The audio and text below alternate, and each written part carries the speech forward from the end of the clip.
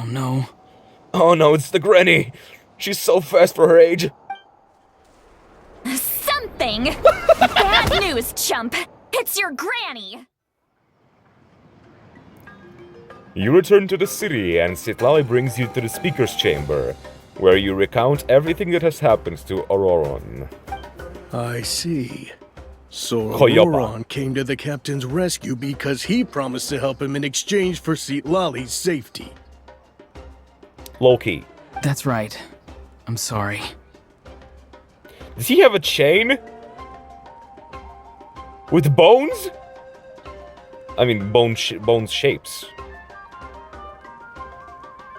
Oh god, how more angsty can you get? With those genes of yours? Now that you know Auroron was only trying to protect another member of his tribe, could I ask you to petition the Pyro Archon for her forgiveness? We'll give her a full report. We'll let you know once she's reached a decision. Will I need to stay here? Technically, yes. But if Miss Citlali is willing to serve as your guarantor, then we can release you from custody. Okay, fair enough. I like your hat, my man. Sure. I'd be happy to do that. I don't have any more time to waste here. I still have other things to do. Understood. Thank you very much. Mr. Auroron, please report back to the speaker's chamber as soon as you've received notice of the Archon's decision. I understand. Thank you. And thank you too, Granny. Well, at least you won't need to hide your face anymore. Traveler, Paimon, thank you very much for your help. And don't worry, I haven't forgotten about my side of the deal. Hell yeah. Once Auroron is settled, I'll go talk to Shilonen and get started on forging an ancient name for you. Oh, yikes. Oh, well, I guess the captain is gonna find out about that one too. Oh, thank you.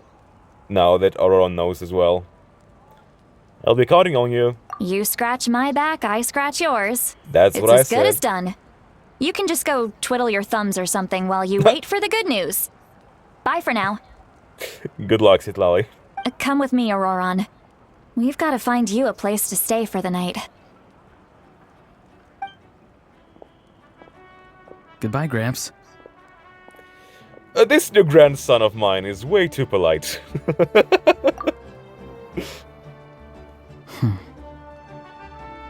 A stern look.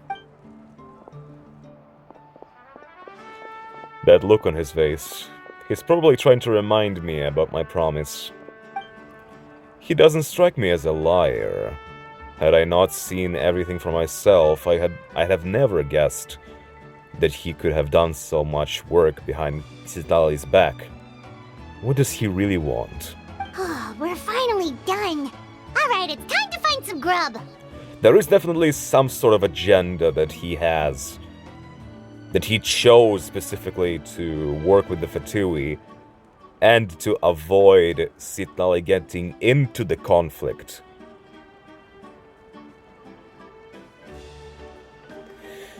So at least we know that he does it for her, but still. At the very least, he doesn't want her to get involved, I mean. Paimon, there's something I need to tell you. Huh? What is it, Traveler? True, if we're gonna get to the go to the captain, Paimon needs to know at least something. Because she's either gonna come with us, or we're gonna just get separated, you know? You pull Paimon aside and tell her everything that you saw. What? That captain? Paimon, keep your voice down! Sorry. Paimon just didn't see that coming. So you really saw him in the Night Kingdom? And he didn't attack you? Why would he? He's chill. Oh, that Auroron. What is he up to? He sounded earnest enough just now. Paimon would have never guessed anything was happening. All that stuff about protecting Citlali and being forced to help the Fatui when he's actually been a willing accomplice all along. I'm still not completely sure. We still need more information. Yeah, you're right. Still, Paimon appreciates you telling her about this. Paimon will support your choice no matter what, so if you want to go, We can go together. He never really mentioned anything about you, so I don't know if he, like, wants you there, or, like... Is it gonna be an issue if I bring you with me, you know? Like, that's a genuine question. We still have another whole day before the meeting, so we'll just meet with Oh. them when the time comes.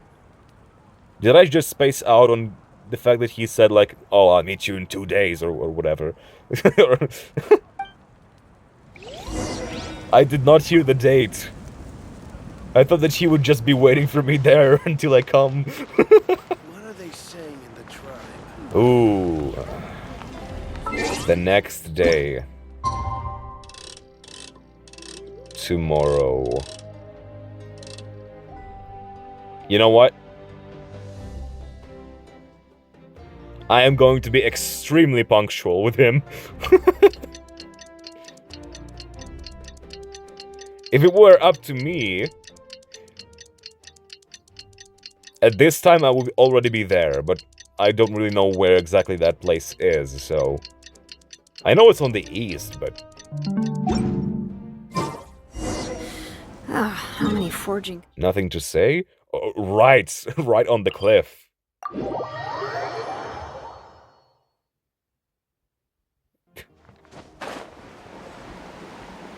Out in the open.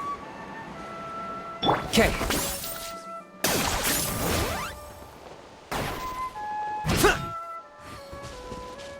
Oh, it's a dream catcher. Here.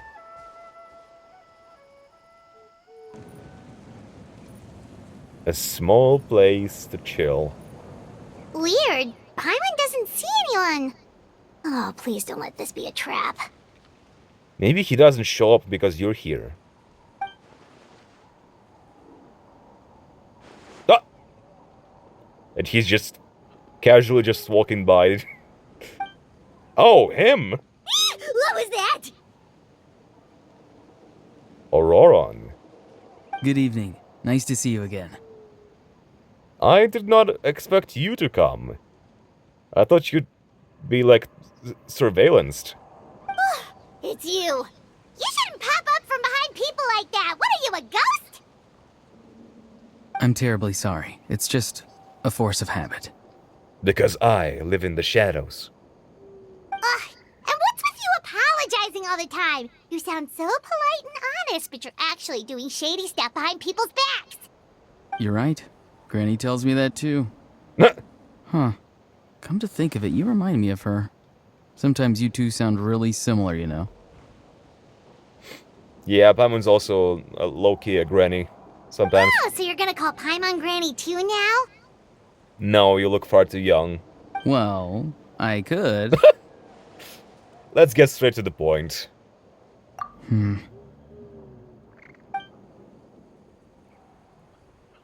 He's not here?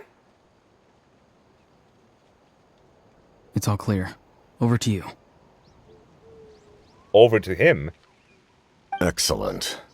The fact that you showed up proves that I was right about your character.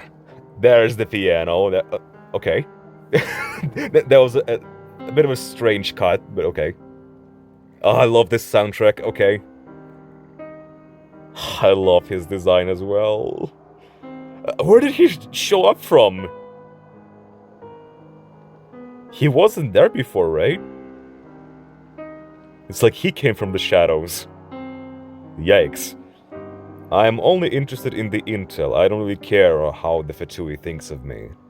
Yet, there's been a lot of talk about you. Really? Child told me that you're Oh. passionate about the unknown and willing to take risks. Rather than facing you as an enemy, I would much prefer to bring you to my side. Oh, you're willing to sway me to come to your side, to the side of the Fatui?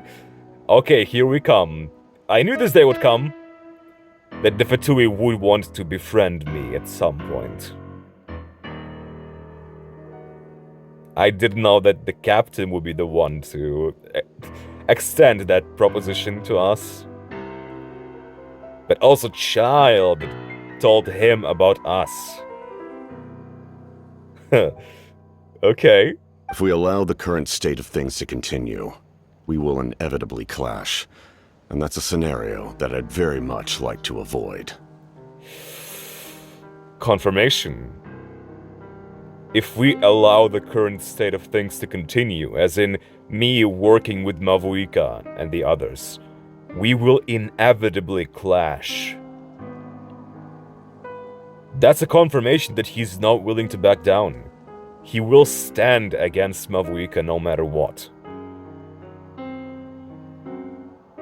There will be a battle between them once again. Why? I've long heard of your exploits across the nations. Exploits, Though you have crossed swords with my colleagues many times, I know that you are by no means an unreasonable person. Alright. And once you've learned the truth that the Pyro Archon Malwika would never willingly share with you, you may just find it in your heart to consider my proposal. The truth that she would never willingly share with me.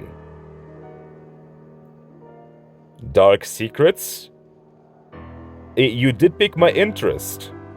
But I remember like hearing a line in the trailer, like a long time ago, a few years back, that Mavuika is going to share a secret with me because she has her reasons.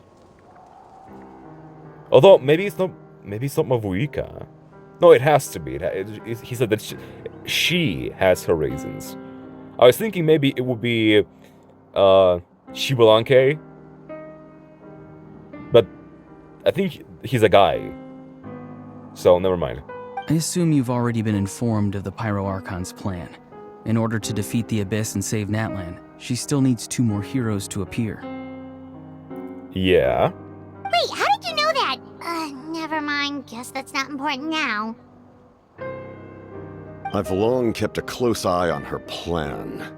To be frank, it's an exceedingly risky plan. Will the heroes really appear? And even if they come to her, will their power be enough to drive the Abyss back? Yeah, what she just said that, oh, I'm just low-key gonna trust the judgment of the Waya, that's it. Like, having that as the ultimate final plan against the Abyss. If this fails, then the nation is gone. Goners. I don't know what to do, I'm just gonna trust the vibe. That does sound kind of carefree. Too carefree. If any part of the plan goes awry, all of Natlan, even all of Tevat, will pay for her mistakes. Now, you may have been led to believe that this is the only plan available to her. But what if I told you she's had another emergency plan all along? The details of which she has chosen to keep hidden from you. From me specifically. Also, nice mouth, by the way. Love the lips. The lips aren't moving when you talk. From me. An emergency plan? Yes. A way to keep Natlan intact, even if her original plan fails. But given the painful cost of its execution, she has chosen to keep it as a mere backup plan. Huh. Whether this stems from hesitation, fear, or even naivete, I cannot say. But Natlan cannot afford to wait until she comes to her senses. Alright. I can see your point. My fear is that given the enormity of the decision, she will be reluctant to confront the dire reality we face until it is too late. There will be no time left to execute the backup plan, and all of Natlan will be lost to the Abyss. Fair enough. But what is the cost that this alternative plan, backup plan, has? That she's not exactly willing to take? We have to make the decision for her, here and now. Now. Like, okay. You're putting that decision onto me. A person who has nothing to do with Natlan at all. That is just your speculation. Yeah, do you have any evidence for all this? Just telling us a bunch of scary stuff isn't enough, you know. Tell him, Paimon. Besides, wasn't it you who tried to seize the Gnosis for the Tsaritsa plan? Wait.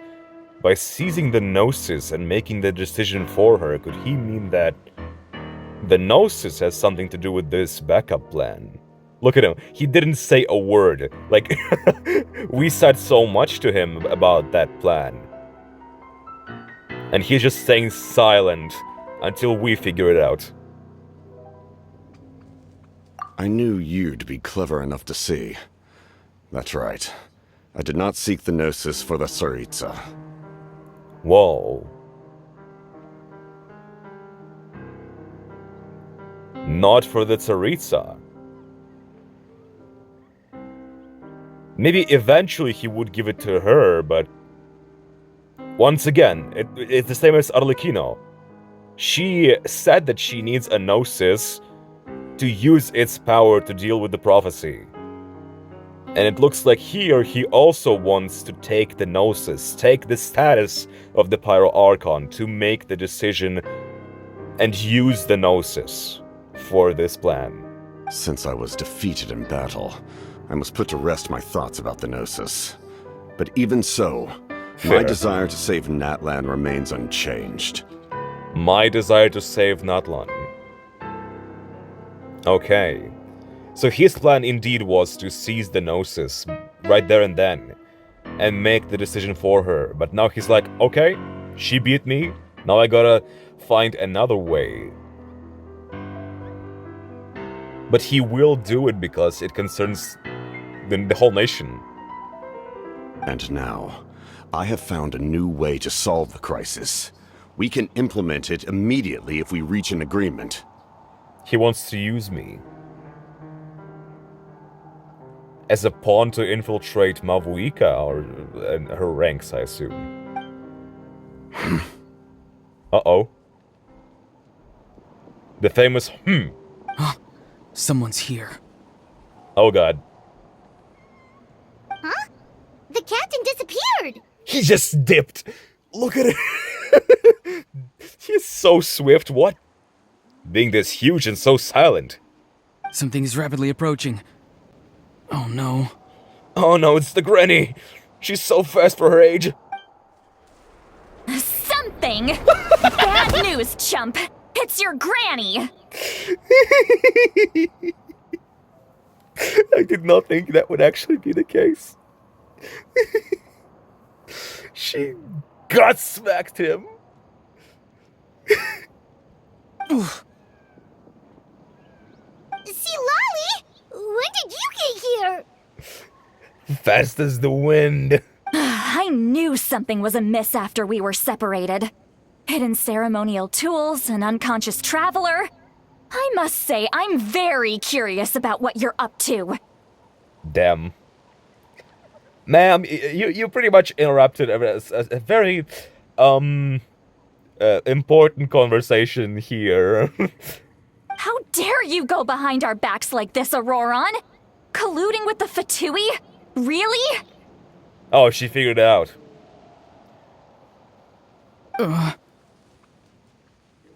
Okay, the jig is up. Oh, here we go again. Cat got your tongue, huh? You really think you can avoid a scolding just by staying quiet? I did that, I know, yeah. Don't repeat my mistakes, this is gonna make her even more angry, I know now. I'm not trying to avoid anything. Oh, and now you're talking back. Oh. Well, go on then. You're gonna get smacked. Explain yourself. What the heck are you up to? I'm sorry, Granny. I feel so guilty. You! That's it! Where are my tools? Oh, I God. swear if I don't teach you a lesson right here and now, I'll... She's gonna take out the slipper! Wait, see, Lolly! Please, calm down. We, still learned a lot of info, didn't we? Like the fact that the captain isn't trying to seize the Gnosis anymore. So, maybe just save the scolding for later, okay? Yeah, this is no place to discipline a child. Listen well, Or Auroron. a teenager. You're only getting out of this now because of the Traveler's plea. This isn't over. You hear me? You're right, Traveler. Let's go. We can discuss this more back in the city. You two keep an eye on Auroron for me, okay? Okay, so it got interrupted. Let's think this through. Capitan wanted me to be on his side, on the side of the Fatui. He still wants the Gnosis, but he's not gonna try to take it himself. He needs the Gnosis. So what I think he tried to imply is that he wanted to have a mole within that whole group of people that's close to Mavuika, so we could potentially snatch the Gnosis for him.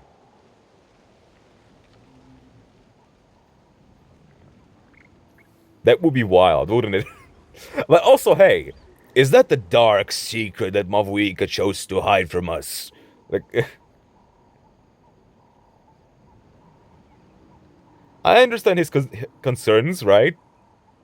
I also have some concerns in regards to the plan, you know, but I'm more willing to trust Mavuika because, like, she has all this responsibility on her shoulders. She bears so much of the people's wishes throughout the years.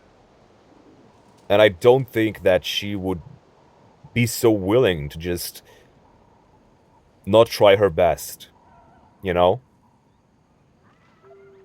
I don't know what she's trying to avoid, but she is all for the people.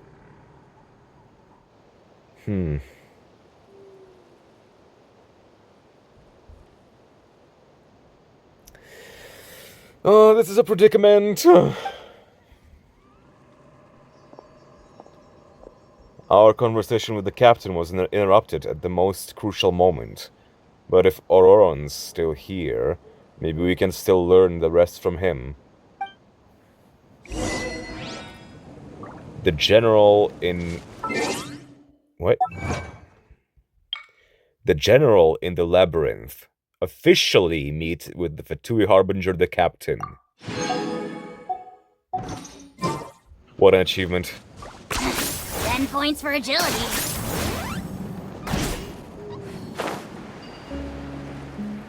Holy hell, man.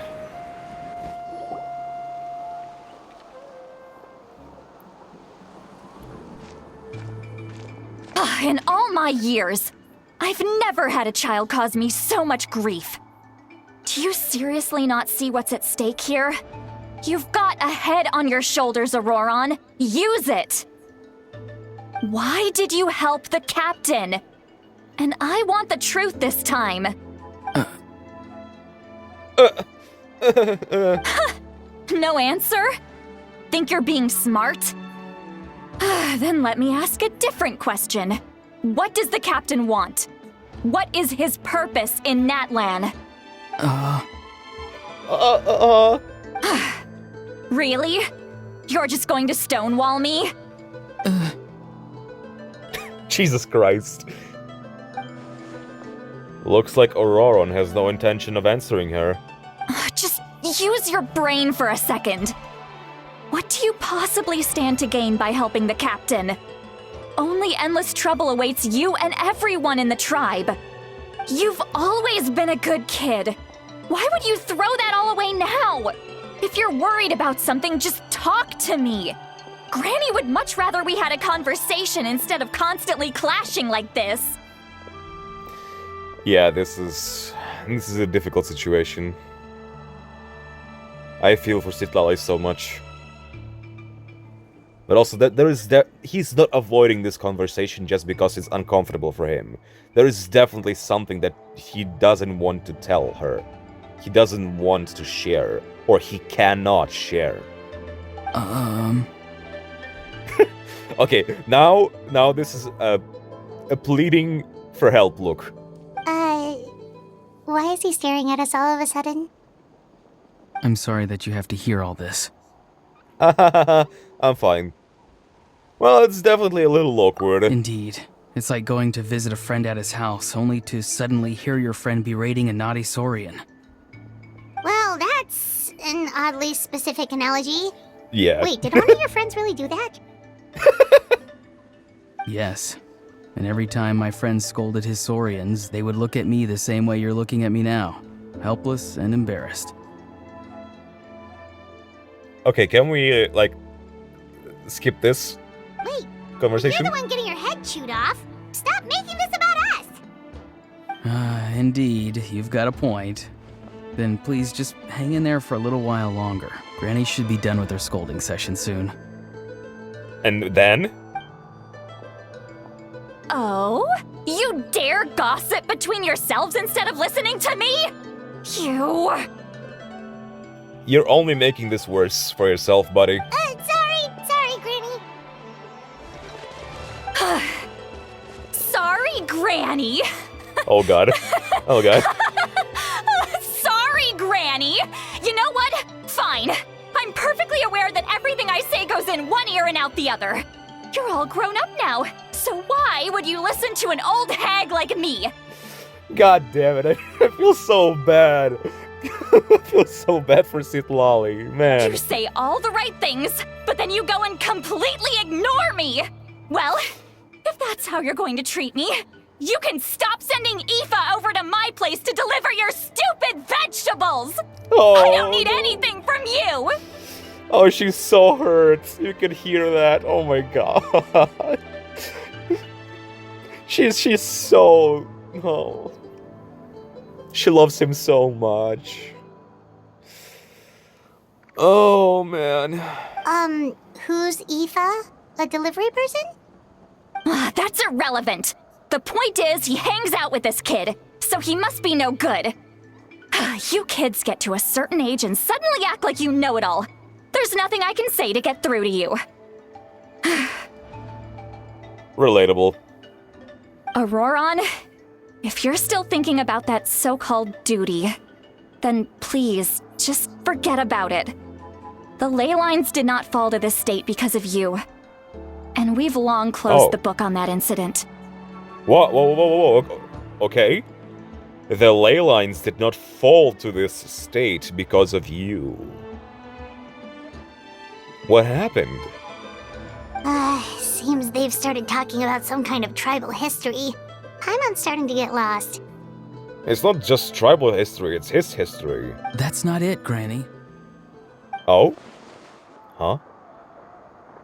There's something off about that voice. I know you tend to get down on yourself when you're upset, but I can tell I really hurt you this time.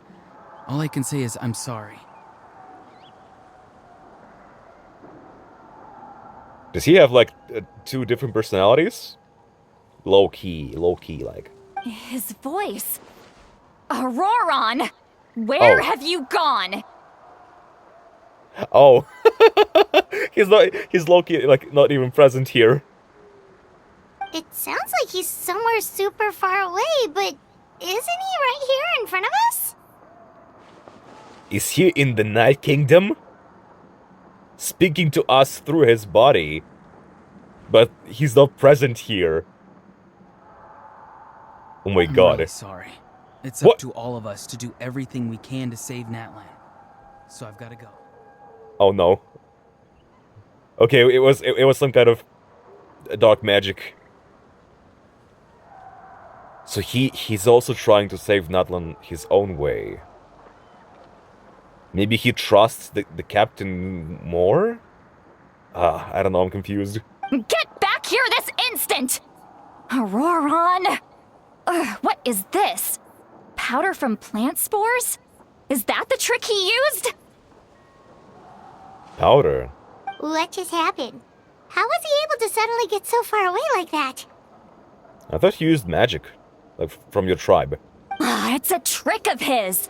If you grind spores into a powder and spray it in the air, it can be manipulated to create an illusion. Oh. He pulled it off flawlessly. He must have put a lot of time into perfecting it. Don't tell me that's how he's been hunting in the fields these days. Oh, couldn't he have picked up something more useful? Damn. Little brat. That's it. The next time we meet, I'm definitely going to break his legs. Damn. Oh, man. Yeah, I feel bad for Citlali. Whoa, that's a little extreme. But still, why does he feel like he needs to run from us? If his goal is also to protect Natlan, then can't we work together? Huh. A very interesting question, Paimon. Why can't you ask it to Capitano and Mavuika, huh? You know? He still doesn't want to tell us anything about his goals. I'm sorry for interrupting your conversation with them earlier. But even if you'd been able to hear them out, there's no guarantee you would have gained anything substantial.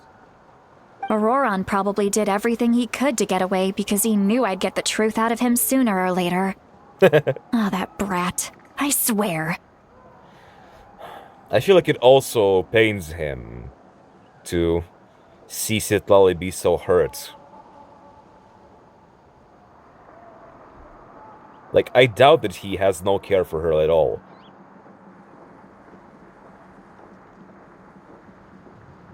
It definitely wasn't just a scolding for him. But he still decided to make that decision to run away.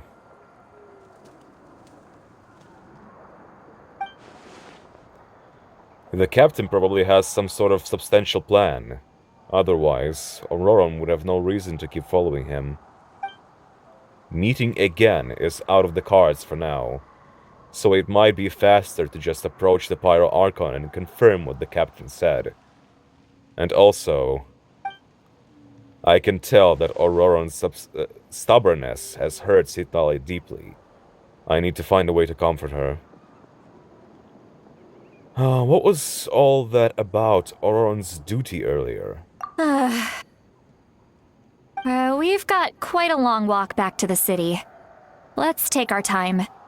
It'll give me a moment to figure out how to explain all this. Okay. Yeah. Man, poor Citlali.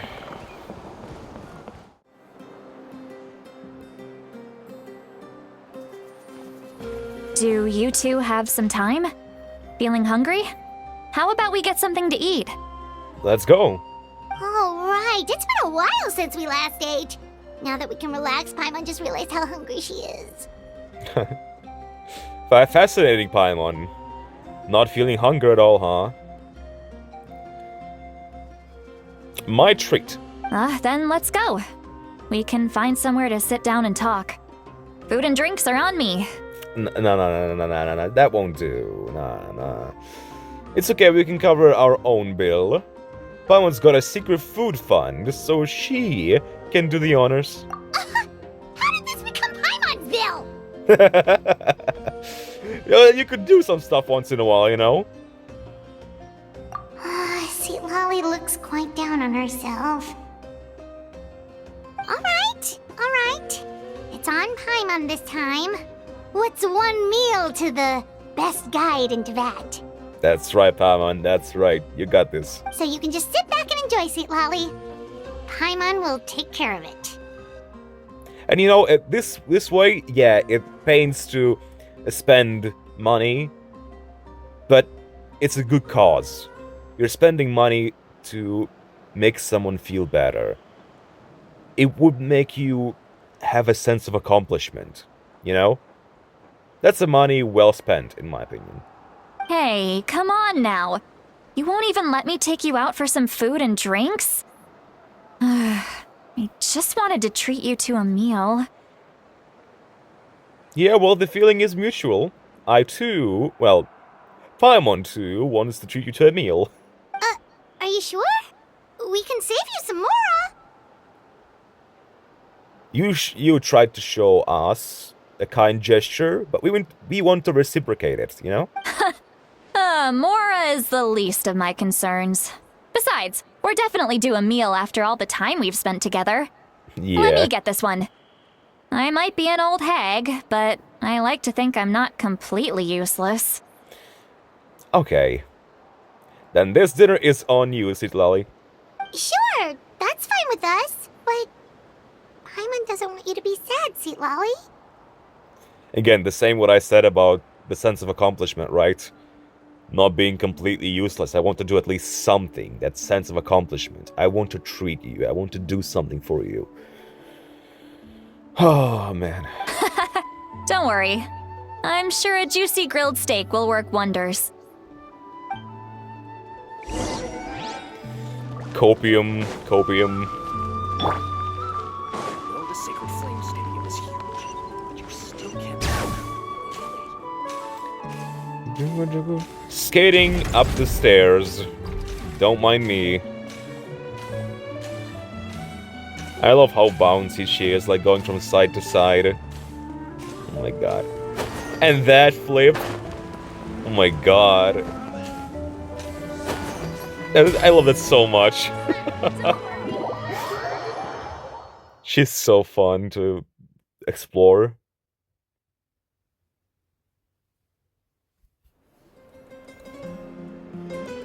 The banger music is back! The three of you walk into a tavern and find a quiet spot to sit. You and Paimon order some food and fruit juice, while Sitai begins chugging down a bottle after bottle of wine. She is flushed. What are you looking at? A spot. Do you see two people standing by the door? Yeah. They look like spitting images of each other. Are they twins? Most likely.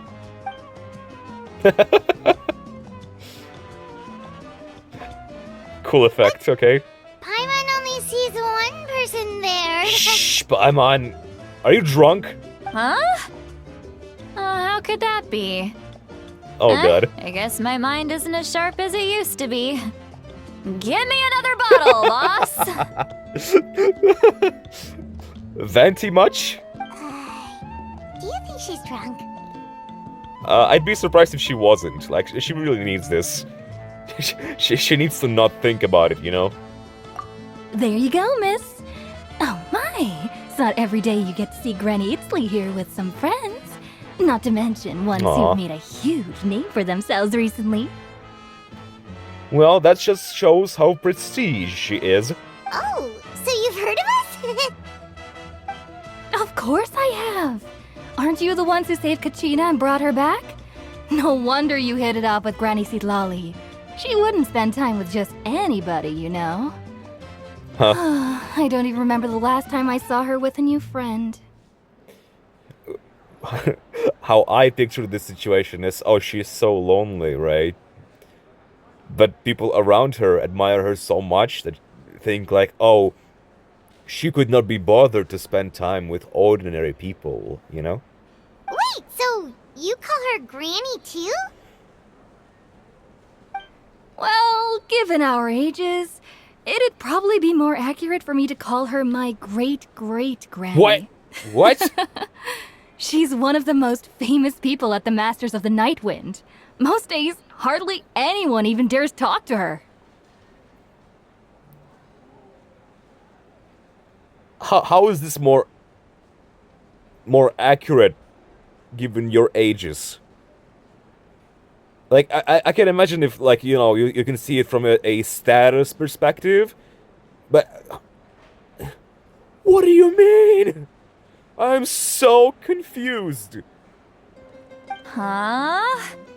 Gossiping about me right in front of my face now, are you, Chonka? Man, so much personality in her. Oh, please, Granny, I wouldn't dare. I'm just beyond happy to see you bring over some new friends. After all, any friends of our regulars are sure to be great customers too. Regulars, by the way. Alright, that's enough. Go on now. I'm sure the other customers would like to talk to you as well. Damn. There's no need to keep staring at me. I promise I'll keep my alcohol down until I leave. Well then, you have my thanks. Not her first rodeo. After Chanka leaves, Citlali downs a few more glasses and begins to stare blankly into space from her chair. You start wondering whether she is actually drunk or working through some complex problem in her head.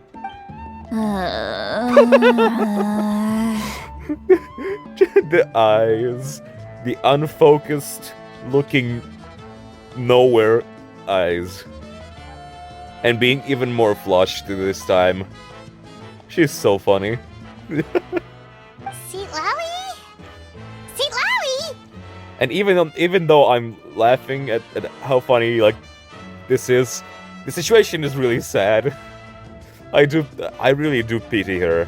Like, aw. Who's that? You got some gall calling me by my first name. Let me guess. You want to test your skills against Granny Eatsley, don't ya? Yeah. Are you still with us, Citlali? You're kinda talking to no one.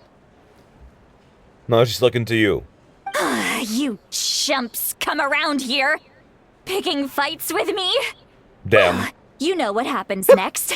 You lose, and then run off home to tell everyone about how I'm this big scary bully. Oh. It's always the same story.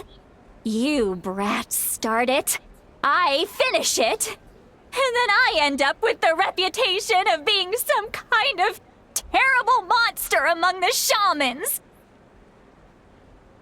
Oh, this just got real. Oh, this just got even more real, I should say. Yikes. I mean, come on. Monster? Me? Really? What did I do to deserve that? Oh, I just want to give her a hug now. Granny Citlali, you're not a monster at all. Come here. Exactly. And while we're at it, I'm not some lazy slacker either. Okay. Between meditation, advising the chief, and speaking with the Wyab, I actually have a pretty packed schedule, you know.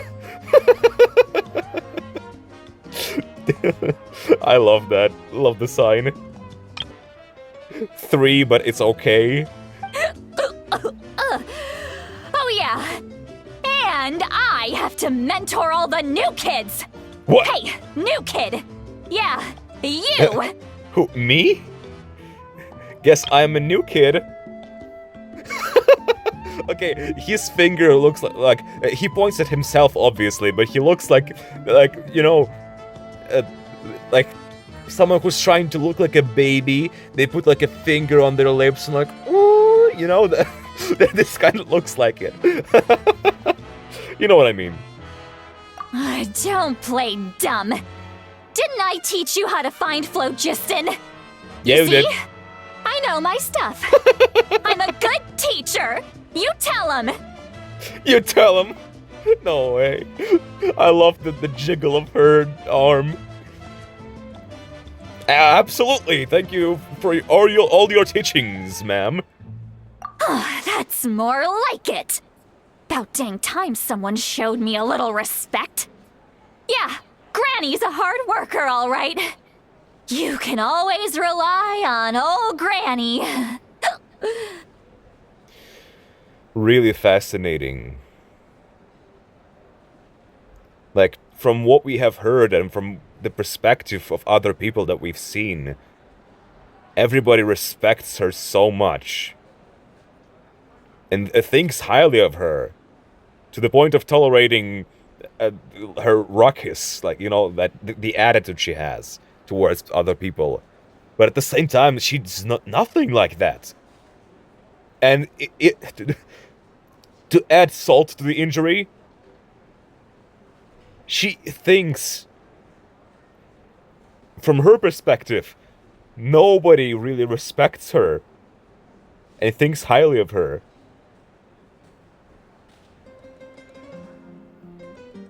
Damn. This is sad.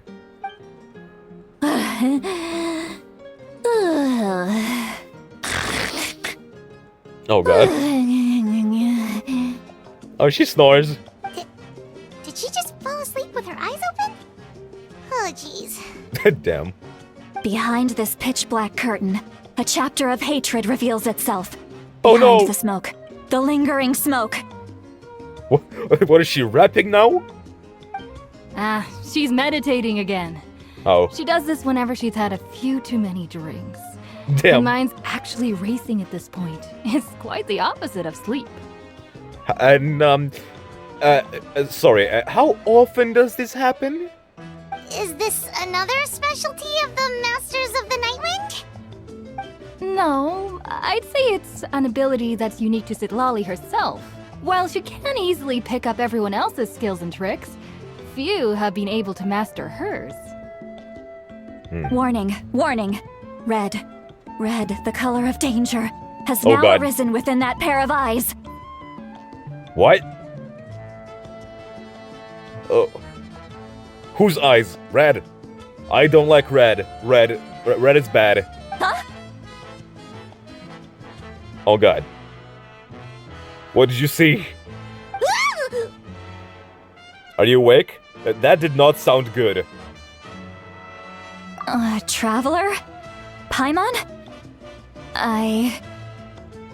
Hello, world. What's wrong? Oh god. I'm gonna hurl. Okay. I was overthinking it. Hang on, just keep it in! Oh god. Oh. Phew. Okay, it's passed. That was a close one. Okay. March's VA had a blast. She had a time of her life voicing this character, but also so much emotion. Like, I'm still not over her voice, the way she was screaming when she was scolding Auroron. Like, that felt so real. Oh my god, that was a flawless performance. You had Paimon worried. Paimon really thought you were about to barf all over the table just now. Barf. How embarrassing. I'm sorry you had to see me like that. That's never happened before, I swear. I've never thrown up, not once. Oh, we didn't ask about before. Are you feeling okay? Want to take a quick walk and get some fresh air? I can princess carry you. There's so much that I want to say, but I can't. What? Why not? Of course you can. Just say whatever's on your mind. Please, Paimon, it's not as simple as you think. We've only known each other for a few days, right? Okay. What would you think of me if I were to start dumping all of my Oh. complaints on you after we've only just met? Okay. Yeah, she's... Okay. This is a problem of the shut-ins that don't have enough communication with people. And yes, this is a fair concern, but she knows that we are tested people. She's having anxiety of oversharing. I am completely fine if you overshare with me, as long as, like, I'm chill with it, you know? If I show that, yeah, you can do it to me, you know? I'm here for you. If I don't feel like it, I'm gonna be weirded out. And a lot of people will. But if I see your struggles and I want to, you know, for you to share them with me, to confide in me somewhat, at least a little, there's no need to feel anxious about it, you know? We just gotta communicate it. Oh, Paimon gets it. You're hoping that we wouldn't think less of you no matter what you're about to say. No, that wasn't my point at all! Seriously, don't you youngsters know anything about shame? I'm talking about shame! I've lived all these years and still can't get rid of it! Aw. Surely, you know the feeling too? Actually, about that. Should we just tell her? Huh? Tell me what? Yeah, this is as good a time as any. Alright, Citlali. Listen carefully, and try not to get too upset. You described the events that took place during Auroron's rescue as objectively, fairly, and impartially as possible. Are you saying that we have heard her thoughts? Or what? Citlali shared some of her senses with you through a spell, allowing you to temporarily hear her thoughts. Yeah. Oh god. Oh, this is gonna hit like a truck. So, you heard... You heard my... Don't sweat it. It's okay, Citlali. You had every right to complain about those things. We completely support you. I can't take it anymore! Why do these things happen to me? Oh god. Hearing me mumble under my breath is one thing, but hearing what I mumble in my own head? That's too much! She feels so embarrassed. It's just like when you're rolling on the floor in your pajamas, but you forget to lock the door, and someone bursts in to deliver cabbages and sees the whole thing! And you're none the wiser. So that, happens to you a lot. It happens to people in general, okay? Doesn't matter God. if you're 200 years old or 1,000 years old. Everyone rolls around in their pajamas sometimes. I was just picking something generic. They're rolling around in your pajama. Oh, okay. Yeah, yeah. Are you okay? You look dejected. Take a walk with me. I have things to share with you. I am willing to listen as much as you want. Looks like she's completely To share. given up. Like those criminals who just confess everything and accept their fate. Yeah, she's like... the farmer just looks up at the sky with her eyes closed. With her heart... With her hand on her chest. That was a funny moment. We should follow her just to make sure she doesn't do anything stupid. Yeah, she's basically like, okay, fuck it. You already know so much, might as well tell you everything, you know? Oh my god, poor Citlali. Man.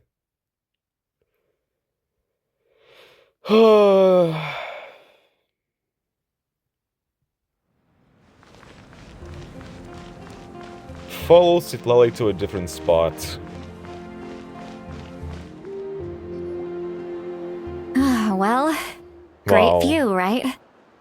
I love coming here by myself. Amazing. Stunning. Wow, it's beautiful. With the flame, the sacred flame behind us. Thank you for bringing us here. You're making me want to cry. Maybe you should. I know, like, that you've probably suppressed a lot of emotions. And, you know, want to let it out. Like, it's totally fine if you know, allow yourself that. And don't feel shame for it, you know? There is nothing shameful about admitting your emotions. And sharing them with someone. If you feel like you need it, like it would help you, or if you feel like you cannot take it anymore, like I'm here for you. So you shouldn't feel shame about doing something natural to human beings. Oh no, what do we do? Please don't cry. Paman. Shush. I was an expression, okay? A figure of speech. I'm just...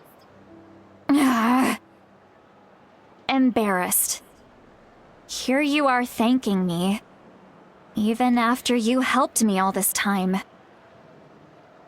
I mean, yeah, but, you know, you are in a difficult predicament with Auroron and stuff.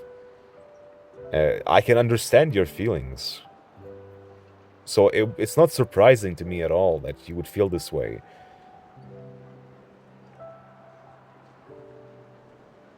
Let's just have a casual conversation. It's easiest that way. Beautiful moon tonight, huh?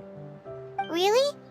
You don't seem like the kind of person who keeps things casual. Well, maybe that's why she needs it, you know? Well, I guess I used to be more of a stickler for the rules. I thought it said stinker. And you're right.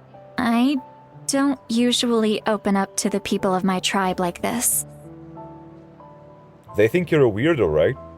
I'm just an eccentric old hag to them. That story's been passed down so long. It might as well be true. So it's just a misconception of you that's been spreading around even outside of your tribe. What? You're just a regular person. Yeah. The kids of my tribe would have a heart attack if they heard you say that. Granny Eatsley is a powerful figure. Be careful around her. That's what they'd say. Well, isn't that out of respect for you? Well, you are powerful. Are they afraid of you? Some are. Others are mad I always come out on top. A few decades like that. And people stop knowing how to deal with you. Aw. What about you? Are you scared of me? I mean, we low-key were, after hearing, like, so many things about you. It's not like we were scared, we just... I was personally curious about your personality. And how you turned out to be. But you ended up being more casual than I thought, you know? Especially after spending so much time with you. No. We don't find you scary at all. Yeah, Pom was right. That's because you're not from my tribe. Huh. You don't know how many delusions of grandeur I've destroyed just by existing. Damn. I make people realize that no matter how hard they work, they'll never become a living legend like me. Yikes. Oh, that's a burden and a not half. to brag or anything. Maybe it's hard to believe. Just pretend I never said anything. Suffering from success. We believe you. Shilonen has full faith in your abilities, and Auroran didn't seem scared of you. He thinks of you as his granny, right? He feels the same way as you. He feels shame with his actions, but he cannot face you directly. He's scared to make you hurt. He has some emotions that tell him that he needs to do something in order to save Natlan, his nation. But he feels ashamed to act like... But he does feel shame for treating you this way. I believe in him in that regard. Yes, but Auroran's a special case. Mawika already told you about her plan. And you've given so much help to Auroran and me. You deserve to learn the full truth. I'd sure hope I did. Auroran's not like other people. As I mentioned, he was abandoned as a child. Alright. So, we don't know from which tribe he is. The reason being, his soul is incomplete. Ah. The Masters of the Nightwind view this as a bad omen, capable of bringing about illness and misfortune. His soul is incomplete. No one knows who his parents were. He was just left on a rock in the wilderness. It's a miracle he wasn't devoured by some wild beast. Is that why he has heterochromia? Because, like, one eye is green as complete and the other one is red as incomplete? The Masters of the Nightwind believe they can see human souls. And in Auroron's incomplete soul, they saw a possibility for Natlan. Huh. A possibility to turn Auroron into a vessel for lost souls. Whoa. Uh-huh. That is interesting, okay. So have Auroron be like a medium with the dead. Because his soul is incomplete, it's as if they can bring a fragment of someone else's soul into his body to speak to dead. Fascinating. The ceremony would allow lost souls to gather within him. Auroron would then be sent to the Night Kingdom to return the souls to their rightful place, Oh, strengthening okay. the ley lines and completing the ceremony. Never mind. Interesting. Wait, that doesn't sound right. Sending a living person to the Night Kingdom, wouldn't that just kill him? Now you see the problem. So it's like a one-time thing? When damage occurs to the Night Kingdom, the souls held within disperse and remain adrift, unable to find a way back to the ley lines. This loss of souls damages the Night Kingdom even further. The ceremony can send back countless souls at once, which would benefit the Night Kingdom and the souls themselves. Of course, the vessel, Auroron, would be sacrificed in the process. I see. So, what the tribe was planning to do is to have a sacrifice to strengthen the ley lines, the ley line system, the Night Kingdom. To strengthen the power of Natlan a bit against the Abyss. So is that the reason why he wants to find an alternative plan? So he could, you know, still live? I wasn't surprised the chief at the time came up with the plan. The ley lines were already in a terrible state. A suitable candidate for the ceremony appears, and now you have the chance to make things better. Of course you're going to take it.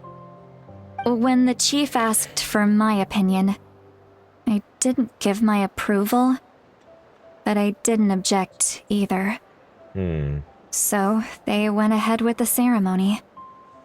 It failed, and Auroron escaped with his life. So they tried to kill him, and he escaped. That's why he's been living alone. Pathetic, isn't it? By not objecting, I basically gave them the go-ahead. Maybe they didn't have my explicit approval, but it's not like I did the right thing. If the ceremony was successful, Auroron would probably be dead. Yikes.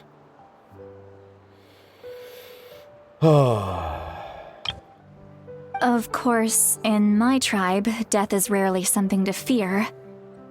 But what kind of message would we be sending by sentencing a newborn to death? By using a human life as a tool? Yeah. Well, that does remind me of a lot of, like, customs from the other cultures that are, you know, less civil. They would have sacrifices for their gods, you know?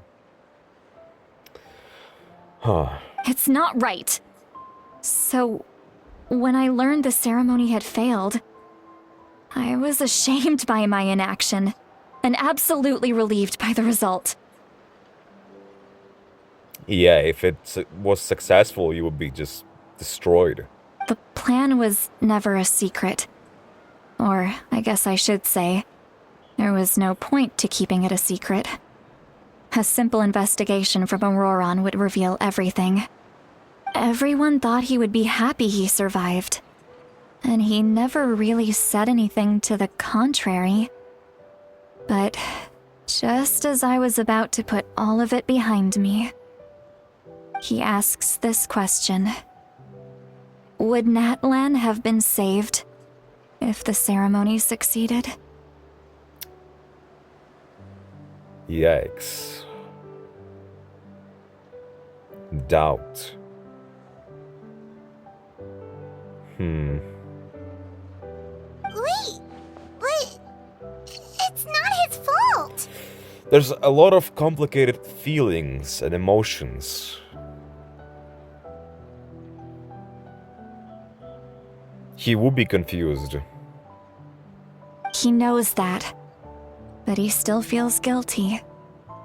Auroron has a strong ability to perceive souls, more than any of us. He understands just how dire the situation with ley lines has become. He can see through the souls. And that's why he was, like, talking about my soul when he snatched it. Maybe he chose to work with the Fatui because he still thinks he owes a debt to Natlan. I can only imagine what they told him.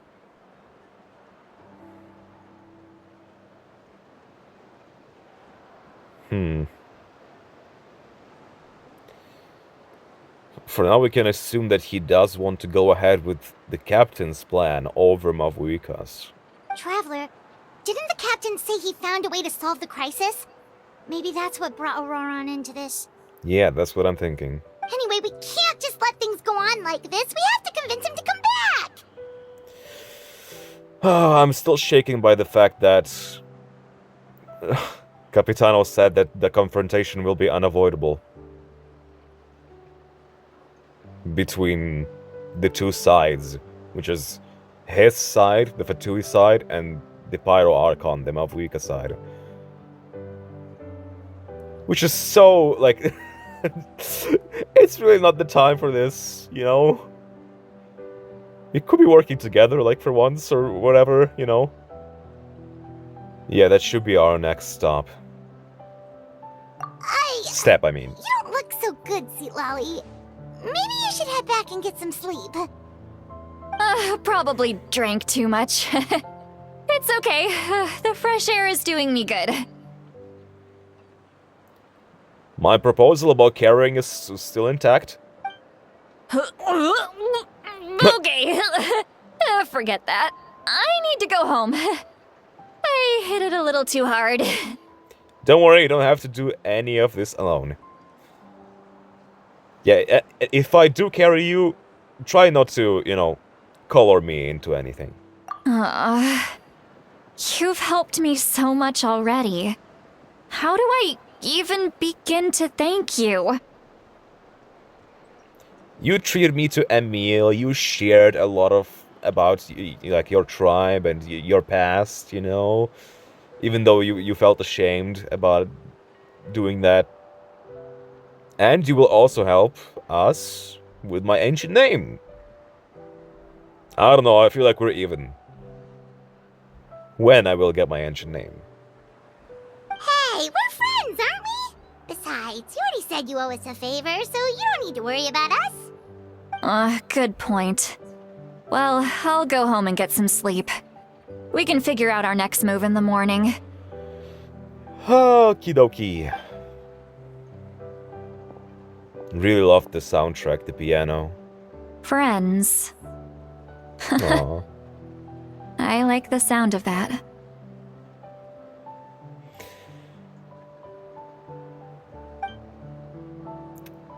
Nighty-night. Auroron's probably back with the captain, don't you think?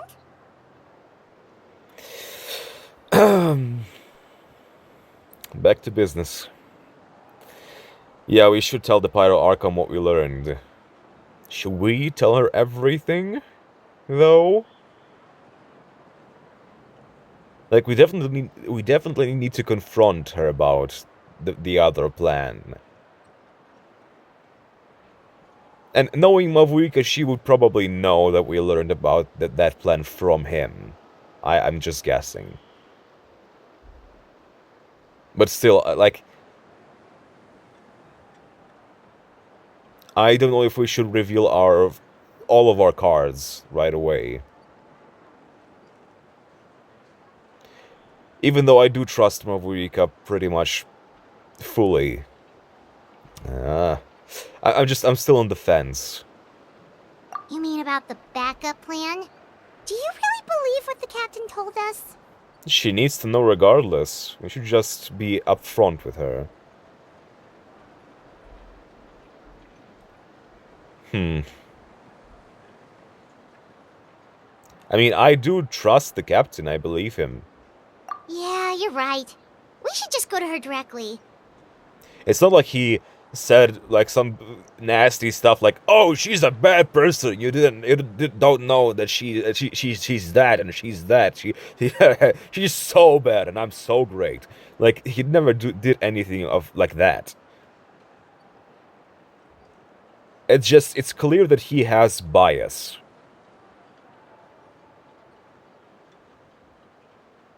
But he presented the information pretty much directly as it is. But she's probably asleep. We can find her first thing in the morning. Or no, let's... go to bed. I also just yawned by minutes because of you. That's it? No, return to the inn to rest. Oh god. Wait, is there a place to rest in the inn?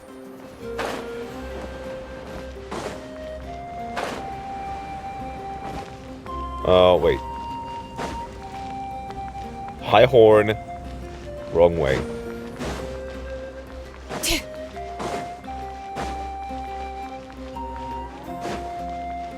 God damn it, where are you leading me? Okay, there we go.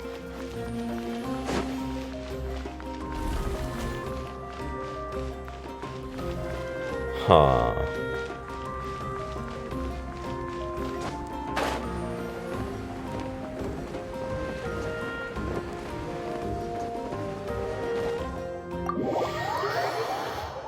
Humja. Fascinating. There is a bed. Huh. Hey! Turn the music off, I'm trying to sleep. Why is it so noisy outside? I would still half asleep. Well, guess we should see what's going on. God damn it! Keep the noise down! Oh. Ah, it's another floor. Right. Turn the music off, for God's sake.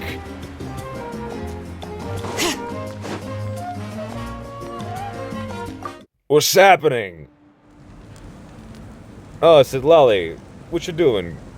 You're already here. I was just about to come get you. They did not turn off the music. I could not sleep at all. Wow, you're up early.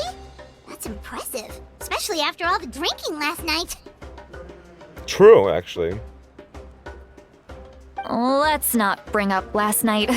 I'm embarrassed about the whole thing. I mean, it's quite impressive. Anyway, I was also woken up by the commotion. Looks like all the warriors from the stadium are on the move. All the warriors. I heard many areas have been attacked by the Abyss, including the Masters of the Nightwind. I need to head back right away.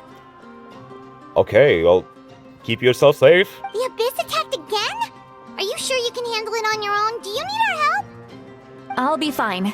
We also have the support of the warriors stationed at the various outposts. Yeah, Given true. the quick response, things shouldn't get too serious. The Fair stadium could assumption. always use more manpower, so you should join the forces here. What about Archon? I'm done making excuses for him. Damn. He's not a child anymore. He needs to take responsibility for his actions. They grow up so fast. I was the one who vouched for him, so I need to report back to the Speaker's chamber. I'll accept however they choose to handle the situation. Good luck, Sitlali. But I should be able to convince them to let me go back to my tribe first to deal with the attack. As for the ancient name, once we handle this crisis, I'll talk to Shilonen right away. Don't worry. I never forget a promise to a friend. Aw. Be careful. I'll keep an eye out for Auron as well. Thank you. All right, I need to start heading back. Good luck. Bye! She left in a hurry. The situation must be really serious. I mean, it's probably a long walk back. Oh, looks like a lot of people are heading to the stadium. Let's see what's going on. Is there gonna be like a speech going on or something? Hey, the gang's all here. Traveler, over here! And there's Mavuika Perfect. with some Our other star people? Outlander has appeared. NPCs, I guess. What's up, Molani, my girl? Ian-san and the two beautiful sisters. How's it going? Oh, you're all here! But, what's with the whole Star Outlander thing? True. Just my way of saying how awesome you are. Oh, hell We've yeah. got a real emergency on our hands, so this is the perfect time for you to show off your skills. Really now? What's the emergency? Am I gonna be fighting among the sturdiest of champions? Alright, but can we get a quick rundown of the situation first? The Abyss suddenly attacked the Collective of Plenty, the Masters of the Nightwind, the Children of Echoes, and a number of our camps and outposts in the wild. All at once. A strategic attack. So the Collective of Plenty. Which is it again? Is it Ian-san's or Chaska's? I don't remember. One of the two. The Masters of the Nightwind. That's Sitlali's and the Children of Echoes. All at once. Yes, and the attacks are increasing in frequency. Yikes. The tribes have plenty of defenses, so they're safe for now, but I can't say the same for the adventurers and merchants stuck in the wild. Uh-huh. Fair enough. Well, that's the nation of war for you. Chaska and I have been searching for survivors and treating the wounded. We just got back, but we need to head out again soon. I plan on heading back to the Collective of Plenty, just in case my tribe needs me. Okay, so it's her tribe, okay. Thanks for the confirmation. What about you, Mualani? Where are you gonna go? Children of Echoes? I'll go help the Children of Echoes. Fair. They're the closest, so I can start fighting right away. What about you guys? We could go together. I need to talk to the Pyro Archon first. Yeah, that does sound important. No worries. Just leave the Children of Echoes to us. Okay. Who knows? Maybe yours truly will have the Abyss on the run by the time you're finished. Oh, I don't doubt that. That would be pretty great, actually. I hope my tribe gets through okay. It'll be fine. Your tribe doesn't do all that bodybuilding for nothing. Bodybuilding tribe. Okay, okay. Let's part ways here for now. And most importantly, be careful, everyone. You too, Chaska. Oh, and some of us need Yeah, to avoid some. getting contaminated by dangerous-looking substances. That will make my job a lot easier. Yeah. You heard it, everyone? Yeah. Koichi, do we really have to do this now? She's doing this out of care for you. It's alright. She's just looking out for everyone. Man, I love Chaska's design, especially from the back. Oh, those patterns. Alright, let's hurry up and talk to the Pyro Archon so we can help the others. Well.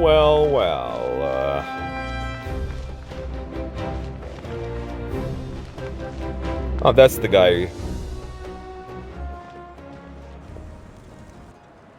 Oh, it's you two. As you can see, things are not looking good right now.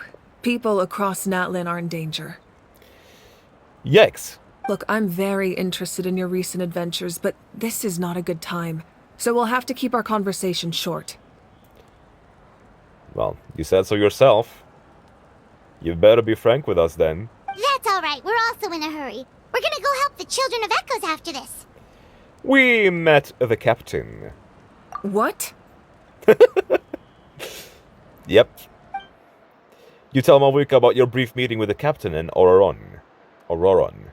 So he thinks my plan is too risky. He thinks I'm being stubborn. Well, is it true? Can the Gnosis do what he said?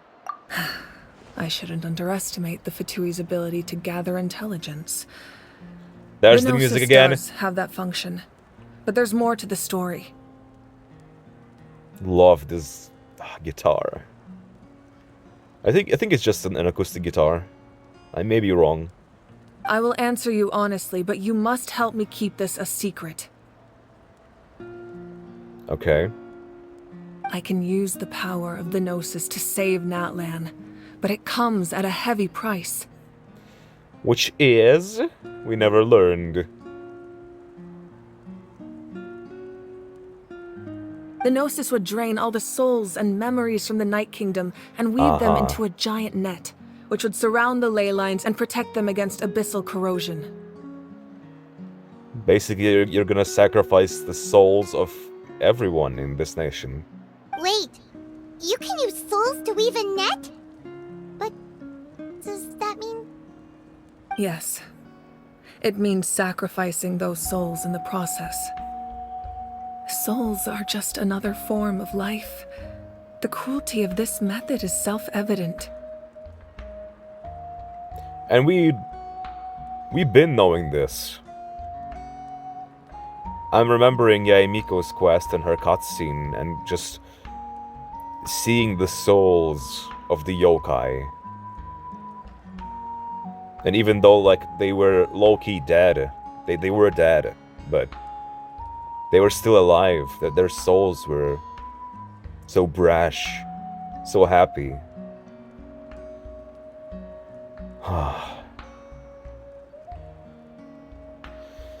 Yeah. The Night Kingdom not only houses the souls of the dead, but also our memories and legends. Using the Gnosis means converting all three into material for the net, erasing our history and culture. Even then, the net can still become corroded. If we cannot find a way to repair the damaged ley lines before that happens, then all those sacrifices are for nothing. Given the enormity of the price, it's a solution I refuse to consider right now. I want us to win, but I also care about how we win, and what that means for us in the end. Now, it's true, both plans come at a risk, but after weighing our options, this is our best bet. I'm surprised that the Gnosis has this function. It doesn't sound like something an Archon would do. Natlan is unique among the nations of Teyvat. Given the ever-looming threat of the Abyss, the Pyro-Archons had to account for the worst-case scenario. Having a contingency plan is our duty. Not just to the people of Natlan, but to all who live on this continent. This makes sense, right? Like, this makes sense to be a contingency plan above all else. We're gonna struggle, we're gonna do our best. We're gonna struggle to hell. But when the push comes to shove, we are willing to sacrifice the people that have died, our history, our culture, for the people of today to keep living, and for the Natlan to have... for the people of today to keep living, and for Natlan to have a future. Like, this makes sense. This is not a price that someone would be willing to pay. But if the push comes to shove, it's possible.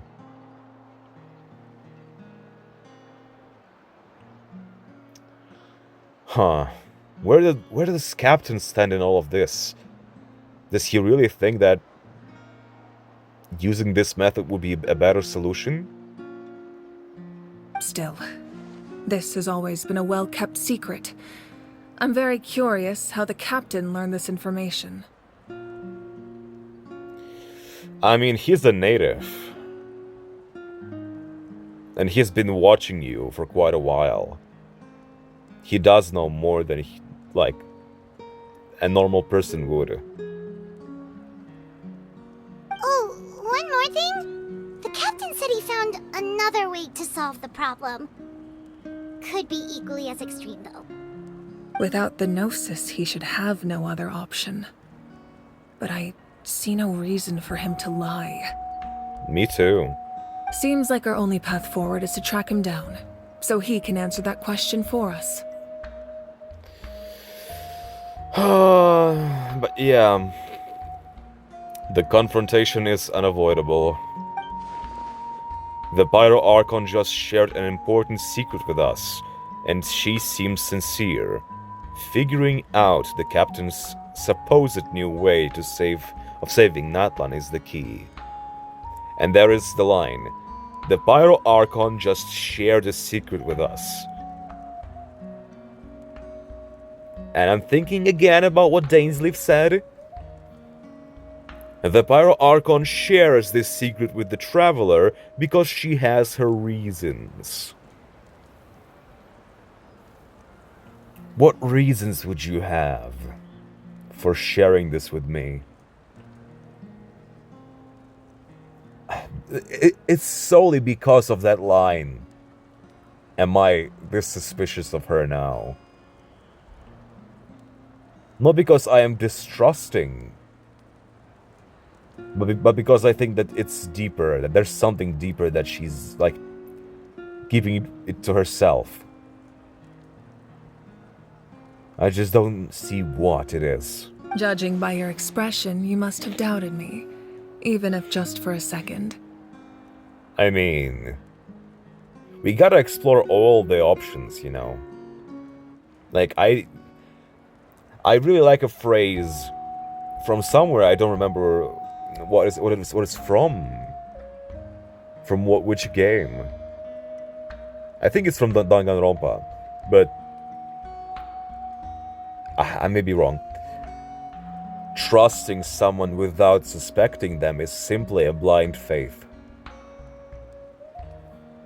Not even a little! We would never... Wait, what are you talking about, Traveler? I'm being honest. You know. Just as expected. I appreciate your sincerity. Maybe it was out of caution, anxiety, or simple curiosity, but know this. No matter what, our goal remains the same. We both want to save the people of this land.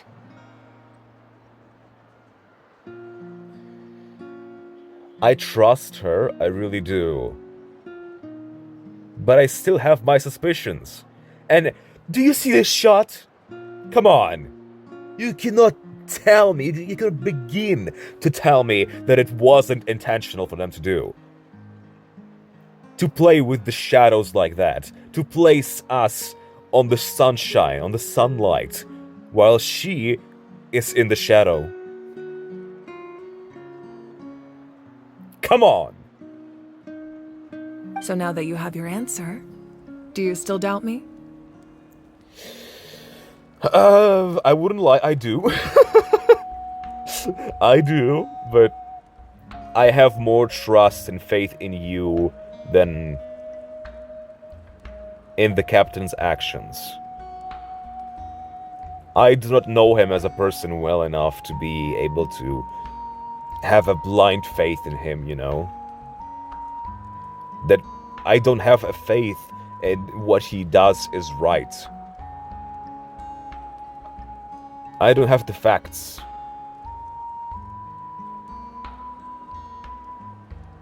And I'm not Malipo to be comparing the two, you know? You scared Paimon. You really got a lot of guts, Traveler. Hey, that's what I do. That's what I am. That's a good thing. Oh, and feel free to call me Mawika. It's what all my friends call me, and I like it that way. So not Mavuika, but Mawika. Mawika. As for the captain, the intelligence officers we assigned to the Fatui should be back soon. We'll get our answer then. Oh. Okay. That's great! Sounds like we just have to wait a little longer. Are the current attacks the beginning of the real disaster? Not just yet. Even though the Abyss is attacking several locations at once, I'm confident the warriors stationed in those areas can handle it. Sure. I'm worried that, like, some kind of all-out attack is gonna happen, like, relatively soon. Maybe Act 5. Don't worry. I just need to finish coordinating our available manpower, then I'll take a small team to handle the difficult locations. Wait, you're going to fight in person? Didn't you give up your power? I mean, she still can wield the sword? That's true. I'm far less powerful than a god in my current state. But don't forget, I was an experienced and powerful warrior before I ever became the Pyro Archon. She's spitting. No matter how you look at it, my duty is on the front lines. I mean, do you still have elemental powers? Like, you don't really have a vision. And since you gave up your power, I don't know if you can use the power of Pyro right now. Or do you just deal physical damage? Like, I don't know. I'm sure you're an inspiration to all your warriors. I just think there's strength in numbers. If the people feel emboldened, that's just a bonus. I feel like it's more important even. It really does bring up the morale of the people to see their leader fight alongside them, you know? Anyway, even if we respond to these threats in time, it's not a permanent solution in the long run. Yeah, it's just delaying the inevitable. I've considered moving my people to other nations, but given their close connection to the Night Kingdom, a forced evacuation would have devastating consequences. Yikes. Yeah, basically, you guys have nowhere to run. I've told the chiefs of each tribe to strengthen their defenses and advise people against leaving their settlements. Can we not, like, you know, unite all the tribes in one location, like the stadium, to evacuate all the people from every tribe into one location to defend? Wouldn't that be easier? Now I just need to find the right time to disclose the true nature of the crisis to the people of Natlan. Paimon's a little worried about how people will react. I think a lot of people will join the fight. Yes, but that won't be the only response. In any case, that's for me to worry about. I'll let you know when we have more information on the captain.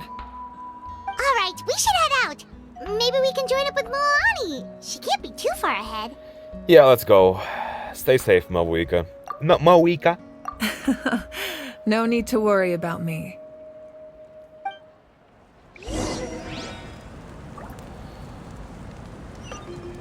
Alright, is it still... It's still Act 3. Holy hell. It's been so long. Funny enough, it's been really long. We still had no cutscene yet.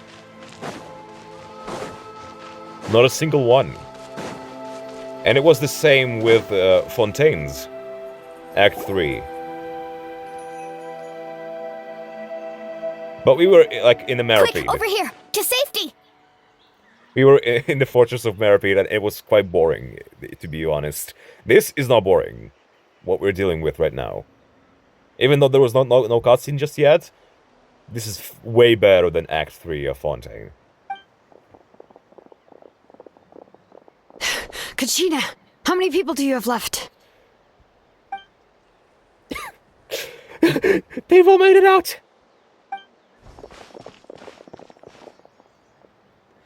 It's Traveler and Paimon! They're here! What's the situation? There's a trapped caravan that needs our help. We need to rescue them as soon as possible. We'll go together. I'm coming too! Okay. Where is it?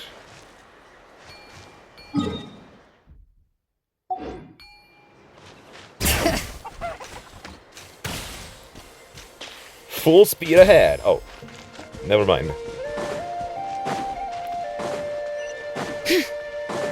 Restore my phlogiston now.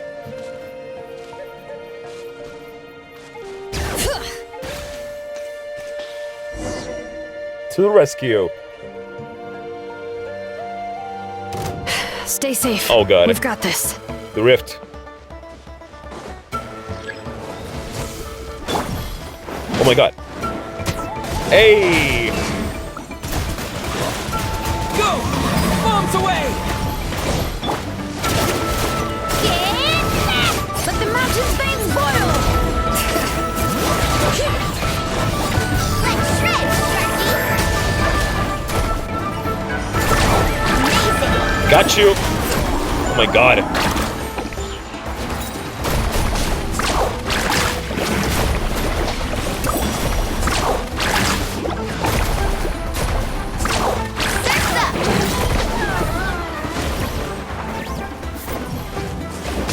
Oh my god!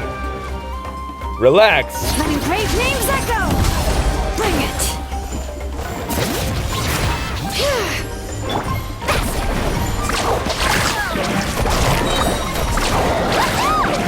Clear the area!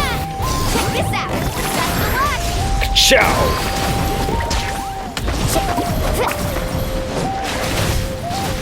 All right. Hear the echoes of the valley! Let's ride!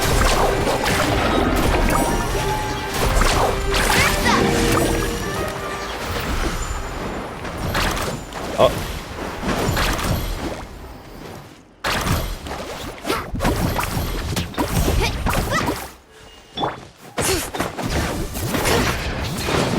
Ciao!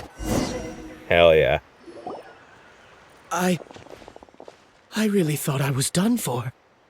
Oh. Samara fellas. I can't thank you enough. Don't worry about it. We're just glad you're okay.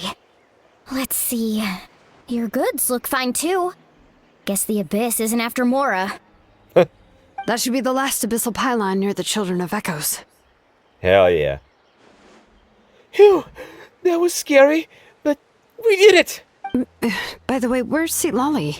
I thought she would come with you. She went to her own tribe. The Masters of the Nightwind also got attacked, so she went back to help her tribe. She said we can deal with the ancient name later. That makes sense. The attacks are more urgent. Alright, this isn't a good place to talk. Let's head back to the tribe. She sounds exhausted, holy.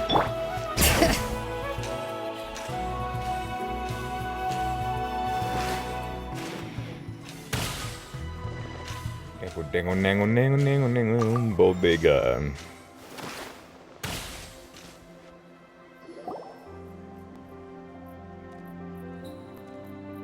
Looks like a few people were hurt after all. Oh, I should have got here sooner. Don't blame yourself, Milani, come on. The Abyss threw a lot at us at once. I rushed out as soon as I heard the alarm, and there were already so many monsters.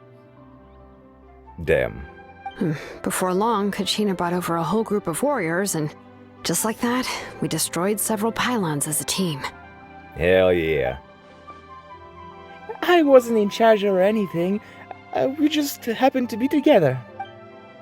Still, I think this proves that camping in the wild was a great idea. That's how we were able to respond so fast. Sleeping on the wet grass was pretty uncomfortable, but it was worth it. I don't mean to be negative, but the situation is not looking good. Yeah, sleeping on wet grass. Kachia, come on. You're gonna get you cold. You mean the situation in the Night Kingdom, right? No. Yeah, I feel the same way. We've managed to keep it a secret all this time, but more and more people are realizing something's wrong. Yeah. It's impossible not to feel anxious when things are getting worse by the second, and all we can do is wait. And Mavuika needs to explain this.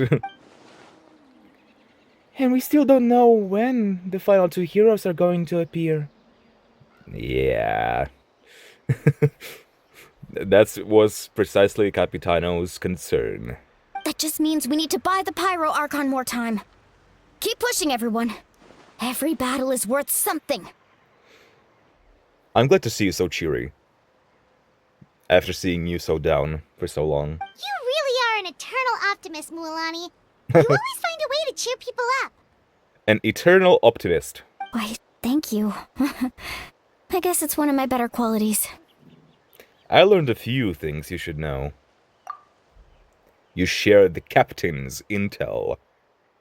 He ain't gonna like that. Specifics aside, the Pyro Archon confirmed the Gnosis can resolve the crisis, but it comes at a huge price. Yeah. And somehow the captain finds out about it, goes to fight the Pyro Archon, and calls her out for having a solution but refusing to use it. I feel like he been knowing that. He was just, like, waiting to see what she does.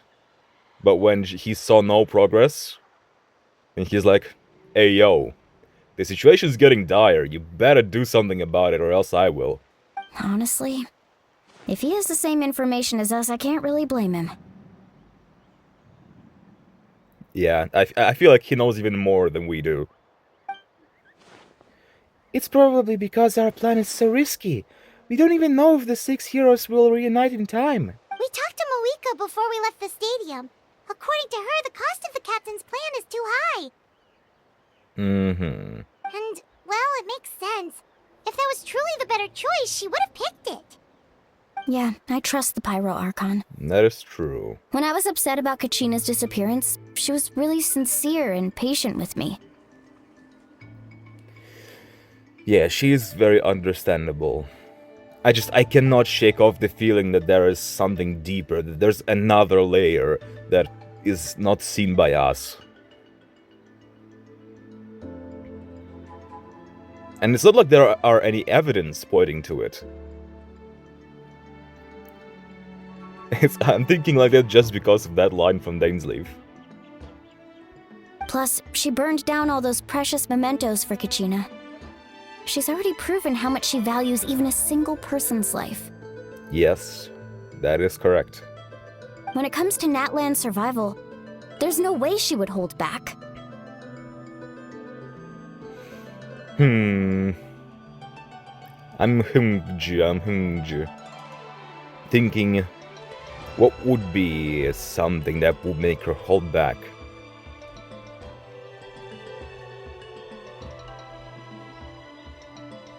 I don't know.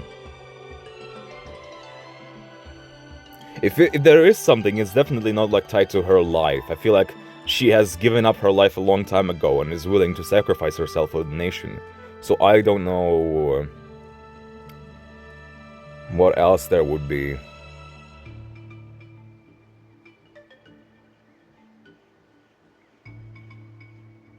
Like, there's also a possibility of her using us, you know?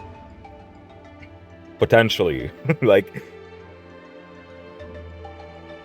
maybe she has a plan, like, of having us on her side and having to maybe even potentially sacrifice us in the process for the sake of saving the nation and not having sacrificed anyone from the nation.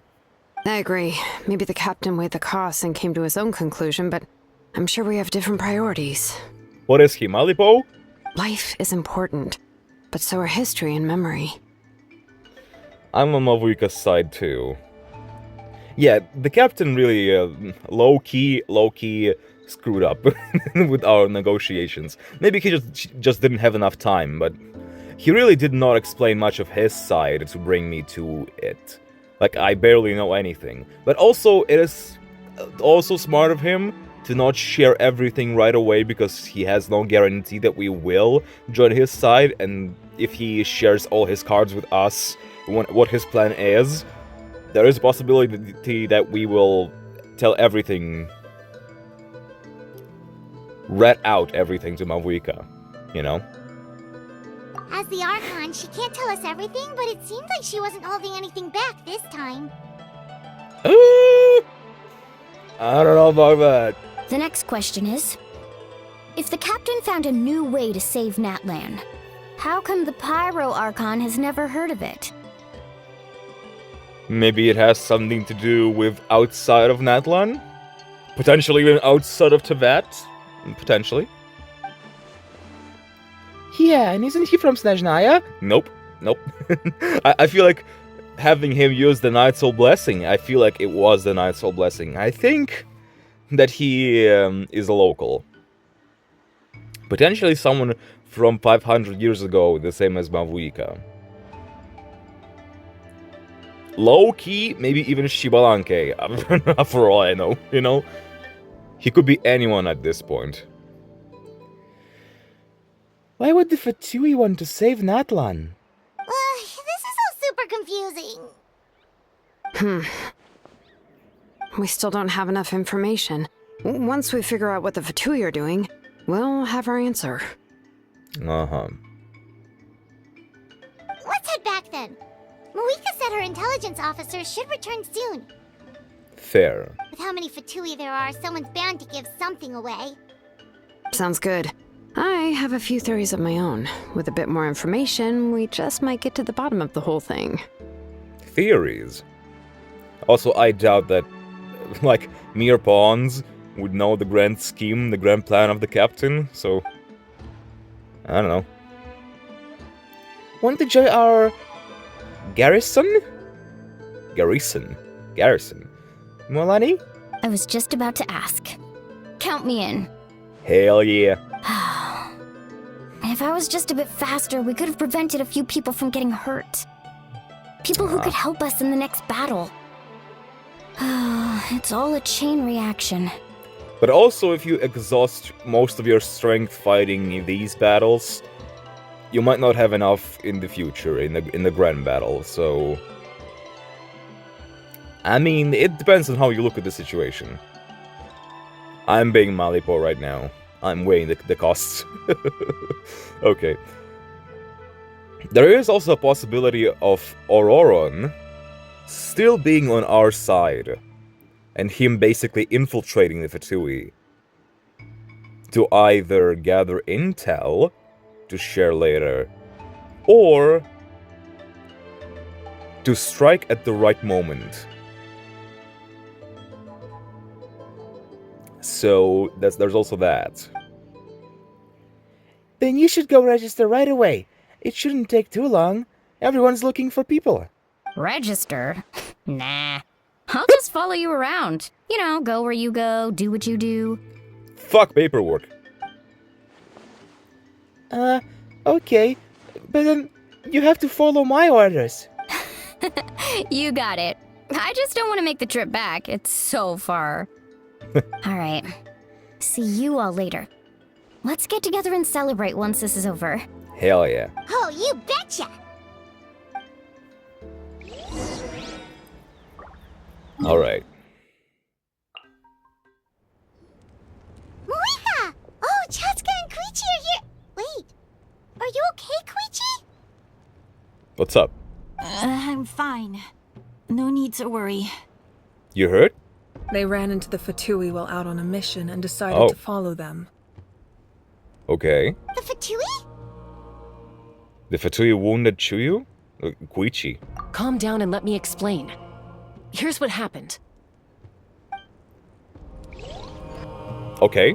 We're gonna get the POV.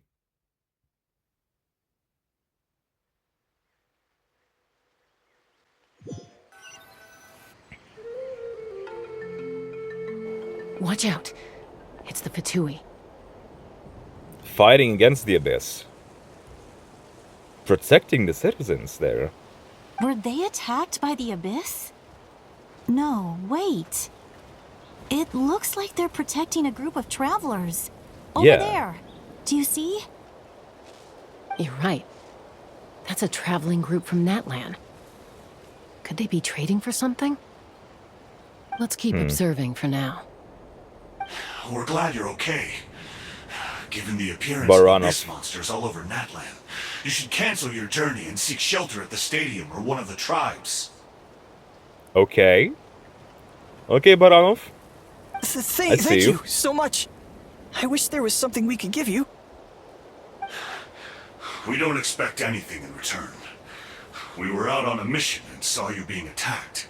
It was our decision to help. Fascinating. If you truly wish to repay the favor, you can keep this a secret. If anyone asks, just say you were saved by warriors from Natlan. Oh. Interesting. They don't want that fame. That boost in reputation. They want to keep it on the down low. Oh, okay. We can do that. But... We're not asking you to cover up our activities. We haven't done anything illegal. Our captain simply wishes to remain undisturbed. Nonetheless, the decision remains yours. If we wanted to keep you quiet, we would have employed a harsher method. Got it. We'll get going now. Did you hear that? They mentioned a captain. Isn't that who the Pyro Archon is looking for? Nah, not a captain, the captain. Exactly. We could be onto something big. Still, there was no trade. They were just helping people in need. I didn't sense an ulterior motive. I didn't believe the captain when he said he wanted to save Natlan. But based on what we just saw, it's possible he was telling the truth. Maybe we've been wrong about the Fatui this whole time. Also, when did Chaska hear about that? Kind of blanking. It's too early to say. Let's follow them and see what's really going on.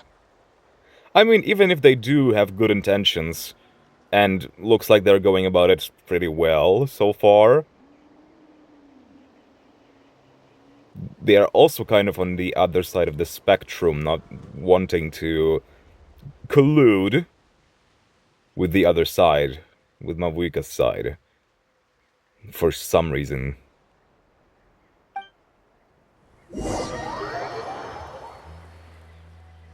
Okay. So this is where they were headed. Looks tricky. It's heavily guarded on all sides. Damn. There's a bunch of them. Koichi, wait for me here. I'll go in and check it out. Oh, no you don't. How are you planning to get through all the guards? How are you planning to follow? Look, I can use this terrain to my advantage. With our tribe's special way of getting around, I doubt they'll see me coming. Well, she can fly. We still can't see anything on the inside. What if you can't find cover? You won't have anyone to watch your back if you go in alone. She can hide behind the tree. The more heavily guarded the location, the more valuable the secrets. Even if the captain isn't here, we can still figure out what the Fatui are planning. That intel is worth the risk. Love the drums in the background. Fine. You're not gonna listen to me anyway, so let me come with you. No. Can you fly too? That's even more risky. You've been running around saving people for days. You're already at your limit. I'm confident I can protect myself. I'm not sure you can say the same. At least right now. I can. How did that turn out? You really believe that? Fine, don't believe me. But you can't honestly tell me infiltrating a heavily guarded Fatui hideout all on your own sounds more reasonable. I mean, if you want to get unnoticed, you definitely want to go with as many people as possible. Yeah. You know, growing up, even if I insisted on doing something, it never gave you any trouble. I'm not sure you can say the same. All right. If we start arguing, this will never end. We can't let this opportunity go to waste. Love the hairstyle of Koichi. Guess that means I win. Don't worry, you're not the only capable young person from our tribe. I can handle this. Yeah, All right. about that. Same plan as usual. We split up, communicate with hand signals, make sure our blind spots are covered, and support each other once we strike. Got your ropes? Yeah, let's go. Fascinating.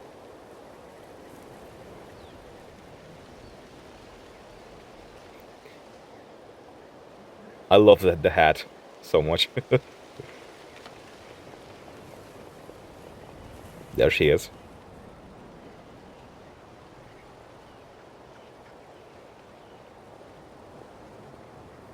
The Fatui have eyes all over this place. I should wait for Koichi's signal. On a tree.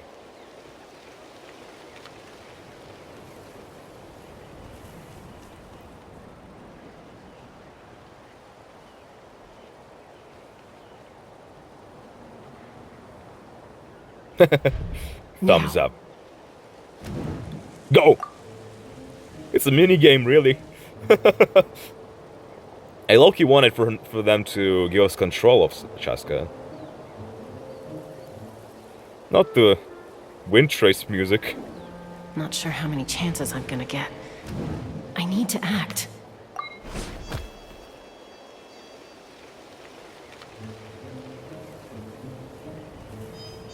Stupid. Good. Why are they just walking back and forth? Caught. I should get to that platform over there. But it's guarded by the Fatui. Koichi should have line of sight. I'll wait for her signal. Damn. Okay. The reflections are killing me, dude.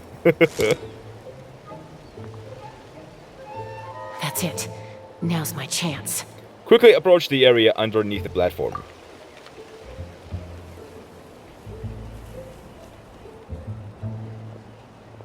Yikes.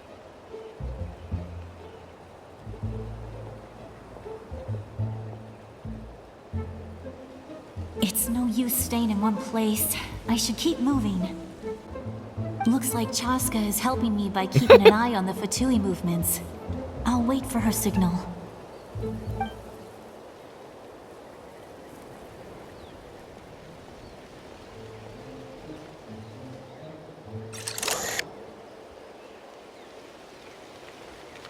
Time to move. Go! Yikes! Damn. Whew. That was close. Almost got caught. Probably can't make it over in one go. I'll wait for my next chance.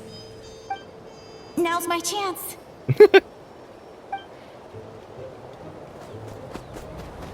Damn, schmovin'. Holy hell. I made it! That'll show my sister. Let's see. Being so The proud. Fatui's occupying all the best locations. If we could just get past them somehow. Wait, I've got it. What is that? Toss out the mysterious sphere.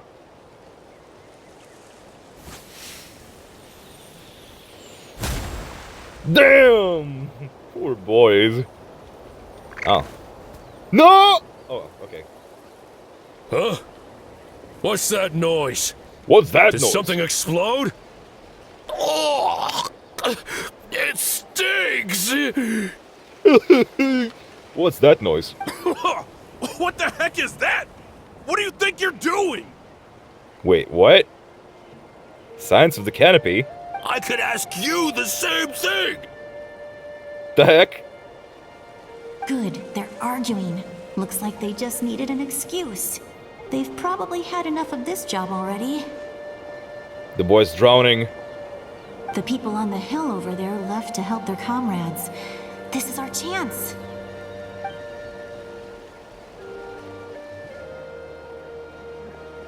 Okay. Come get me, Chaska. I hope she gets this hand signal. Damn. That's Koichi's signal. Smart idea.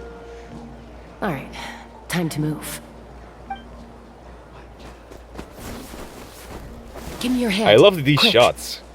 Coming! I checked, and this way is completely clear. It should lead us to the deepest part of this place. Okay. I love the music, dude. Ooh, what's that?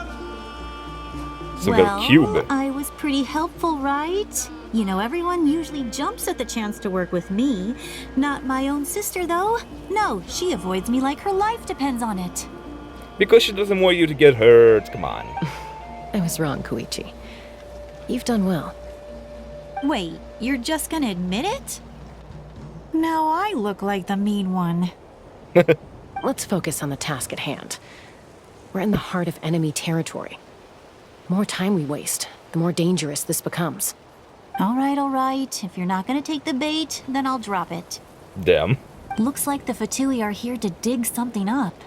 I'm surprised they mobilized this many people. I doubt it's because they're interested in our culture and history. Yeah. It seems like they're looking for a dragon relic called the Source Mechanism. Source Mechanism? The device is ancient. Barely any information survives to this day. And even people from Natlan don't know how to use it. Why would this be the Fatui's target? Is this something from the Sovereign times? Not bad. Looks like it's in good shape. This should be what our Lord's looking for. Took us long enough. Come on, let's get this thing back. Back? Back where? Should we keep following? You really want to keep going? Of course. We make a good team, don't you think? No reason to stop now. What was that sound? What was that sound? Uh-oh. We've been spotted. Time to go. Falling rock incoming! Watch out for your gadget! What? What? That. Thank you for the warning. You'll regret that! After them!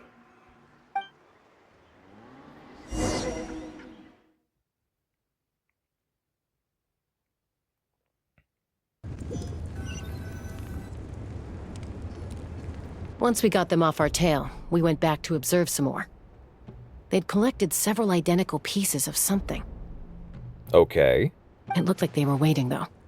So we decided to come back. So, Koichi got injured trying to get them off your tail? Yeah, like, what? You explained so much, but not the injury itself. She pushed herself too hard and collapsed on the way back to the stadium. Womp womp. Well, I didn't cause you any trouble while we were fighting, right? Yeah. So my perfect record remains. Hell yeah. Good for you. You've done very well. I could make a comment on knowing your limits, but it's not my place.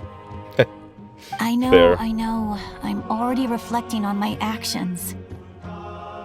So, our current intel suggests the Fatui is after the Source Mechanism. The device is a complete mystery, even to us. What does the captain want with it? I have no idea. But it's safe to assume the device could serve a similar purpose to the Gnosis. Oh. As in...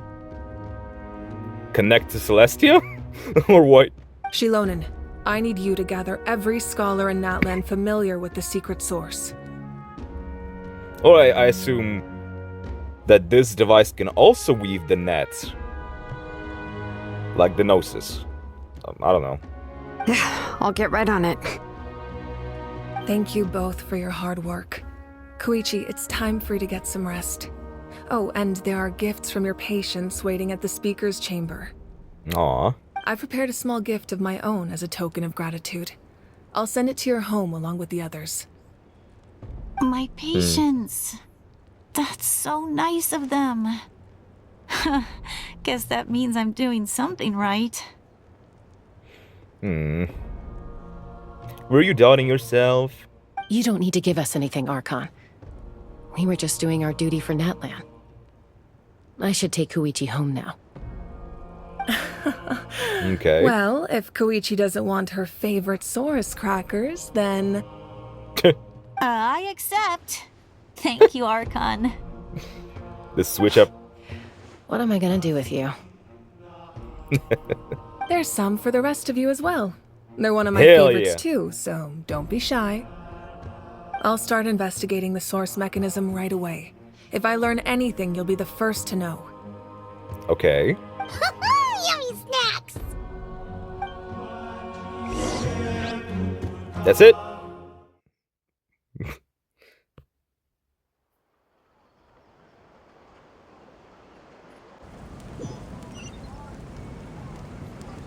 What? I thought we needed to have a conversation with the Archon. It's for you two.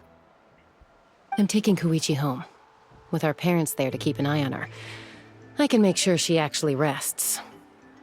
Hey, it's not like I'm some kind of prisoner. I'll be fine in a day or two. There's no need to go all the way home. That's what you always say. Everything's no big deal until you collapse. Yeah, they know each other pretty well. What if the Abyss attacks again? You're saying if I let you rest in a hotel, you're not gonna rush out the minute you hear the alarm? I won't. Triple promise I won't. Yeah. Fine. On the off chance something like that were to happen, I might. But I'm a doctor. I have a duty to help people in need, no matter how hard or tiring the work gets. Hey, we need you. So you need to look after yourself too. Okay? I guess you're right. But I don't have to like it.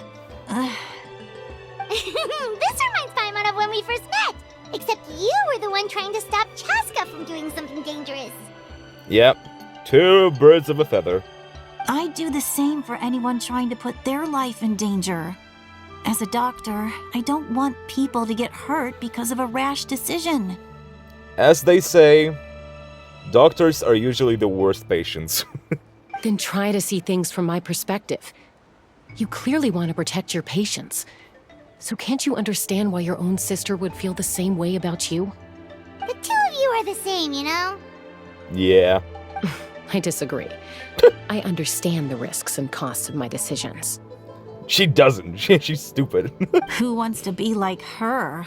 Overconfident, Okay. always making excuses when things go wrong. Okay. That's just not true. You think I don't have proof? Okay, don't get into another fight. Just pretend Paimon never said anything. Damn. Don't worry, Paimon.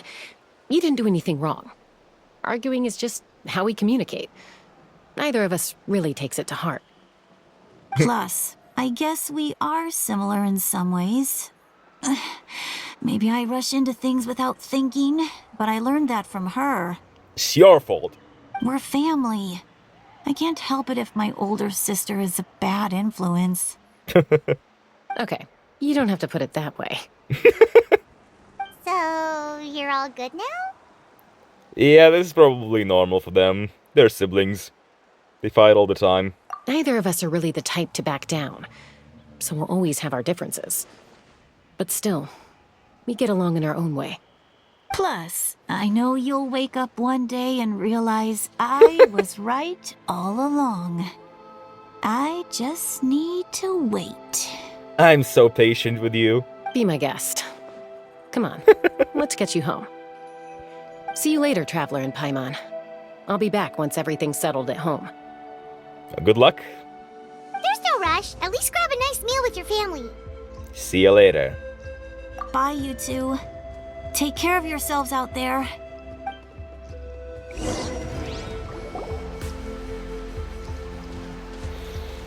Damn.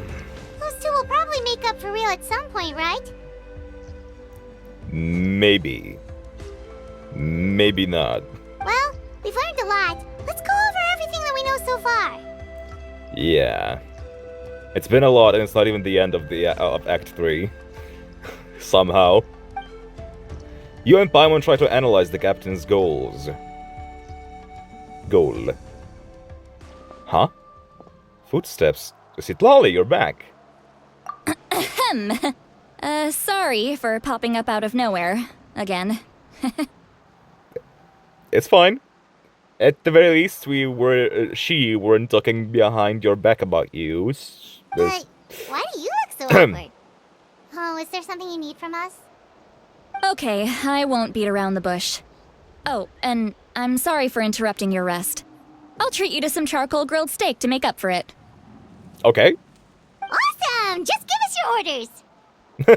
Hey, friends don't order each other around. I'm just here to share some news. Remember what we talked about before parting ways? Yeah. Oh yeah, you mentioned how Auroron has always wanted to save Natlan, and something about his soul being fragmented. Paimon and the Traveler discussed it after you left, and we think Auroron is probably back with the captain. What do you think? Again, I'm thinking that he could potentially work undercover. I agree with your hypothesis. And just now, I confirmed it myself. Auroron came back. He helped the Masters of the Nightwind defend our camp. Oh. What? He came back? Did he say anything? I told him to give up whatever he's doing, but he refused. He said they're just one step away from success, so there's no way he can back out now. Interesting. Again, still doesn't disprove that he can work, that he is planning to betray the captain. Apparently, he came back to fulfill his duty to our tribe. When he left, he said it was because he still has a duty to Natlan as a whole. So does he see saving Natlan as his duty? Because low-key, that's what he was supposed to do, but didn't do it. Low-key. I'm not surprised you let him go at all. What, would she time him up?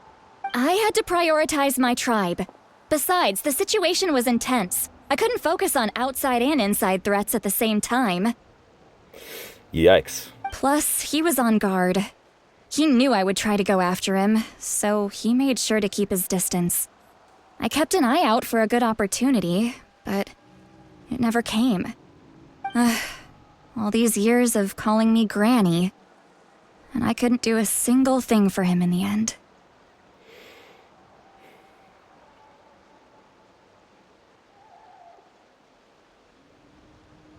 I'm sure the time will come. It's just not the right opportunity, as you said. Don't say that! Your tribe all raised him together, right? That couldn't have been easy. You're right. Seeing him come back reminded me of when he was little.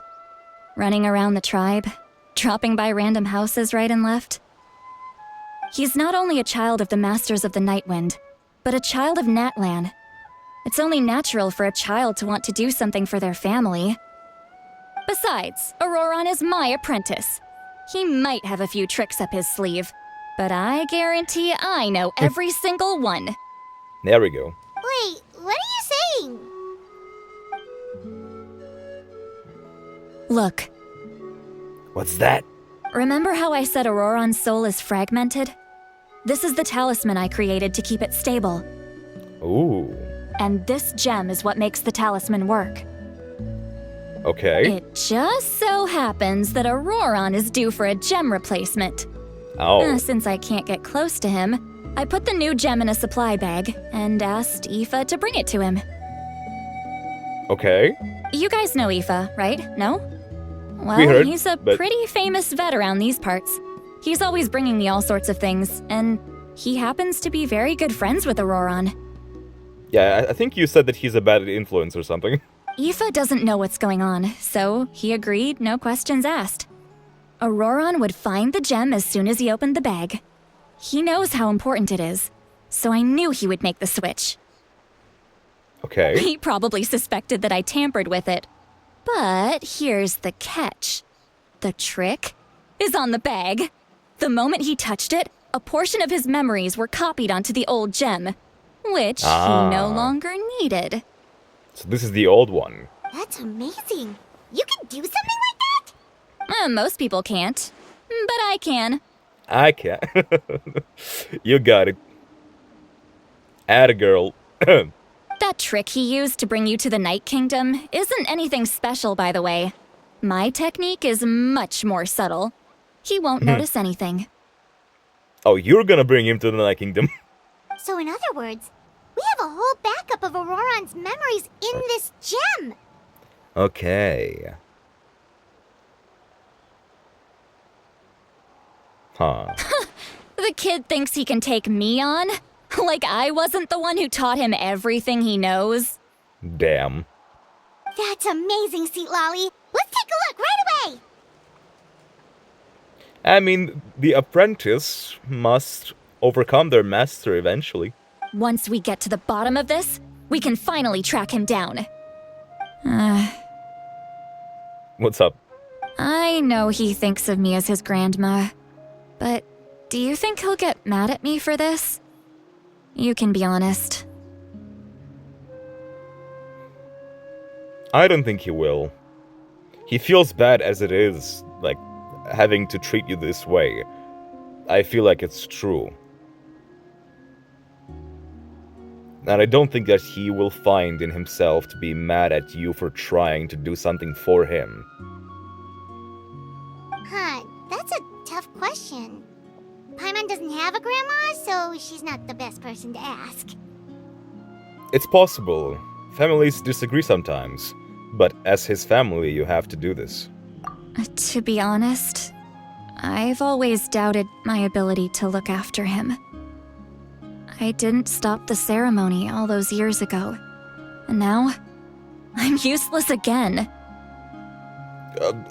You're doing quite a lot right now. I wouldn't call you useless, not one bit. But if I stop here, it will haunt me until I'm 500 years old. Every night I'll wake up in a fit of anger. And then start freaking out. I don't scare that easy. Still, if I back away from this and something happens to Auroran, I would never forgive myself. I need to look at his memory. Even if he resents me, refuses to see me, or runs away for good.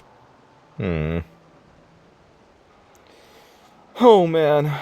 I don't care, and I won't blame him. A family does whatever it takes to protect their own. I don't think he will do that. You sure you'll be okay? We can come with you if you want. Did you just say you'll come with me? Can we? Is that okay? We have a pretty good reason to see it too, don't we? Because, right, we need leads on the Fatui. Paimon's right, we should be there. You really mean it? Why wouldn't I? Fine, you can come. Just promise me you'll see this through. No backing out. Got it? Got it!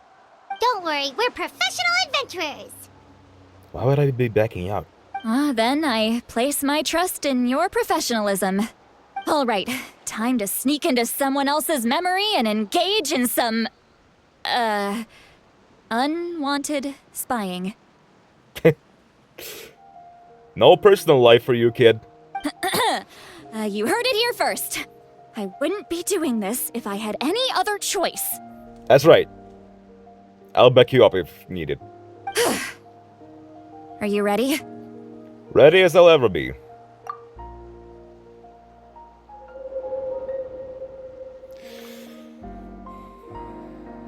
The piano. Ooh, okay. A new loading screen. Or, I mean, a sign. Okay, his garden. Look how good you're doing. You'll grow into nice big radishes in the future. They are big, quite big enough to me already. And you? Aoife says you're taking up too much space, but I think you're a good tree. What do you think? What a loner, speaking to nature. Hey! How's it going, Auroran? Okanbi. Good. How are you, Uncle Okanbi? Can't complain. What you up to? Naming your vegetables again? Don't talk to them like that. You know that you will hurt their feelings again. No, just some idle conversation. Sounds fascinating. What did they say? They told me you were coming and that you would take some produce with you. Ha! Only if you're offering. By the way, I ran into Aoife yesterday.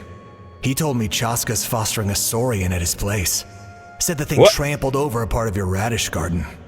I hope you two didn't get into a huge fight. Chaska's? No, don't worry. I'll find a way for him to make it up to me. I've already wrapped your share of the produce. Here you go. It doesn't look wrapped, but okay. You really knew I was coming. That's pretty amazing. Light up the smoke and you can see the path through the shadows. That's what everyone says. Hey, have you seen that strange group of people that just appeared out of nowhere? I really do dig his design. The tattoos are sick, and his sharpiness, like, really great. Appeared out of nowhere? I don't think so. They've been here all along. It's the Fatui. Their leader seems like a big deal. He didn't bring many men with him, but they're all elite warriors. It seems like they're looking for someone, but I wouldn't go around asking too many questions.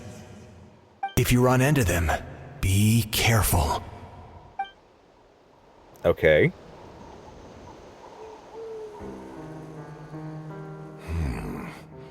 You're from the Masters of the Nightwind, are you not? Damn. Why do you live here alone? Just approached him like that. I enjoy living by myself out in the wild. I guess you're from the Fatui, the one everyone's calling a big deal. Not an inaccurate description. Damn. A pretty roundabout way of saying, yeah. I'm looking for someone who may be known to you. Citlali is her name. Huh. Okay. Now I'm starting to get the picture. He decided to step up and join the captain so that he would lose sight of Citlali and would not want her for his plan. Granny? What does an Outlander want with her? I've heard the name. You have business with her?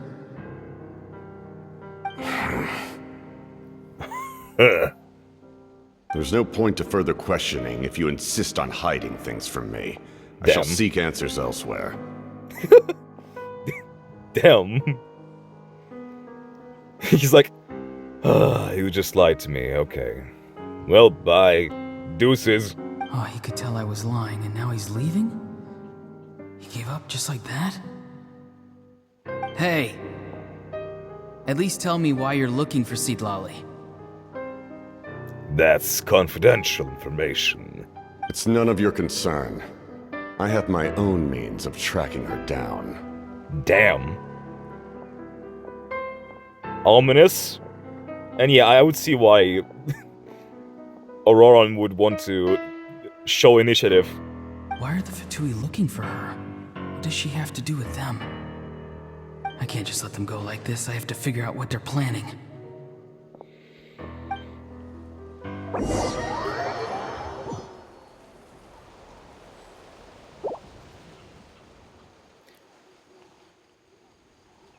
Now it seems more likely that he's trying to infiltrate them to backstab them in the future.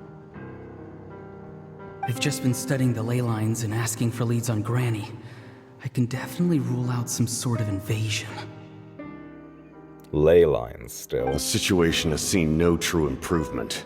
The Pyro Archon did not fulfill her promise. So what is exactly her promise? From 500 years ago. Huh. My lord! EX? Ignore him. He is no threat. He's hilarious. Hold on. He's like, him? Oh yeah. I've been knowing he's there. I just don't care. He knows I'm following him, but he doesn't seem to care. He's strong, I can tell. But there's something unusual about him and also familiar in some way. I Familiar? can't describe it. Maybe it's like the Night Soul blessing stuff? What? What is it? Holy hell. My lord, I feel dizzy. A ley line disturbance. Certain presences have been forced to wander outside their rightful realm. Damn. Whoa. Holy hell. That was a spell from the Masters of the Nightwind. Damn! How did he know that? Is he sending those escaped souls back into the ley lines? Is he from the Masters of the Nightwind? Nah. Huh. How did he do that so easily? Soulfaring is supposed to be extremely difficult. This could be related to why he's searching for Granny.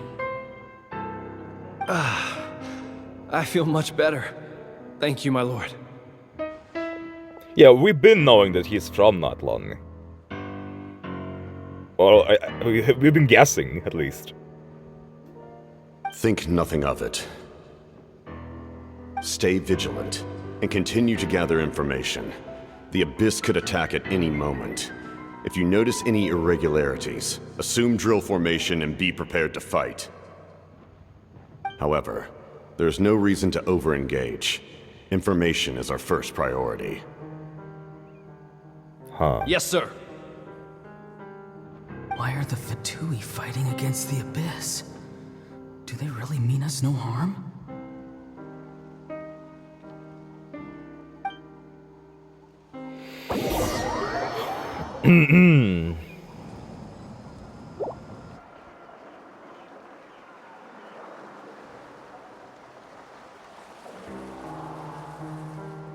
Still the piano. There he is. Oh. I've been following him this whole time and still they ignore me?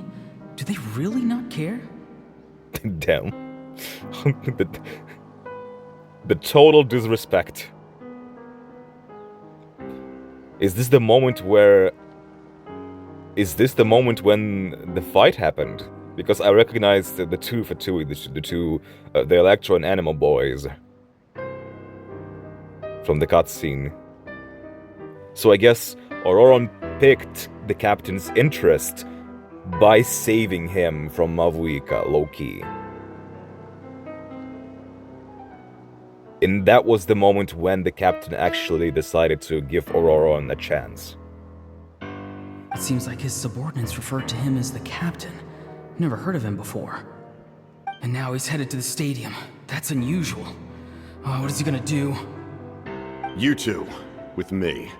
Everyone else, wait here as instructed. Send word to the other teams to retreat immediately if this fails. Hmm. Yes, sir. He's going inside? But the Pyro Archon is in there. What does he want with her? Forgive me, my lord. Allow me to check one more time. Do you truly wish to do this? The time for idle observation is over. It now falls on me to act. This nation is out of time. Yeah. Yes, sir.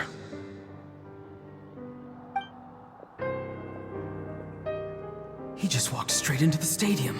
What is he gonna do? There it is. Okay, yeah. So before this moment, they never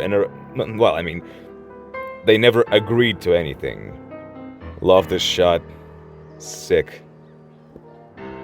They're both incredibly strong. How Oh, long will they damn. have to fight until someone comes out on top?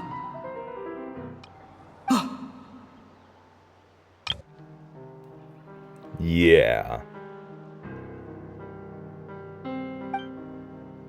Wait, this feeling.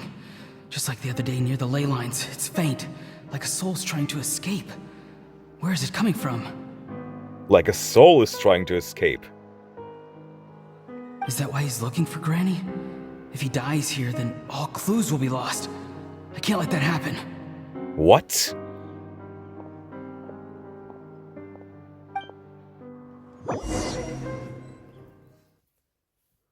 Huh. You don't have much time left. As for you, I must confess, I did not expect that little trick of yours to save the day. No matter how dense the fog, as long as the sun remains, we cannot turn day into night. Hold on. She could have dispelled it. She simply chose not to. Do you remember the fourth wall break that he did? Like, kind of, you heard something from here, didn't you? I thought that this was very similar to what the sinner did, like what he said. Like, he was talking specifically to us, like Dainsleif said that he noticed our presence, even through the memories.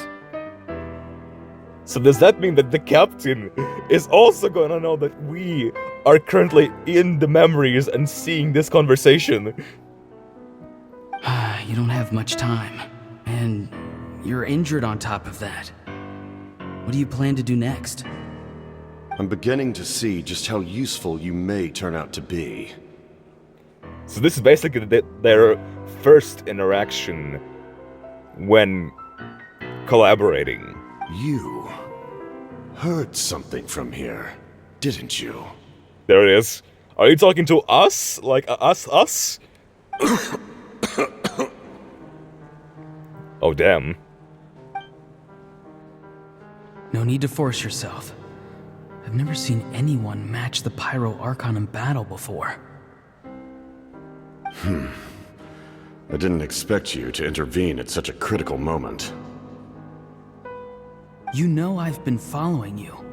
Why didn't you stop me? When walking in the forest, it is only natural to encounter wild beasts. However, not every beast has the courage to come out and bite. And yet, one of those very beasts saved your life. So was he ready to die, or, like... Then speak. What do you want? I didn't save you because I wanted something. My soul is more perceptive than others. I can sense that the ley lines are extremely weak.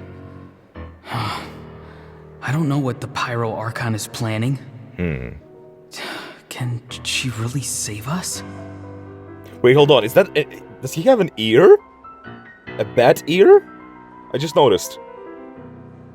Is that an actual ear? And also, yeah. I feel like from the clues that he has gathered right now in this moment, he starts acting like that, being distrustful of the Archon. I don't think he actually believes what he says here. He just says it to earn the captain's trust. The questions you asked her just now, well, I've had very similar doubts. So I felt like I had to help you. But when he did, in his thoughts, this wasn't the thought that he had.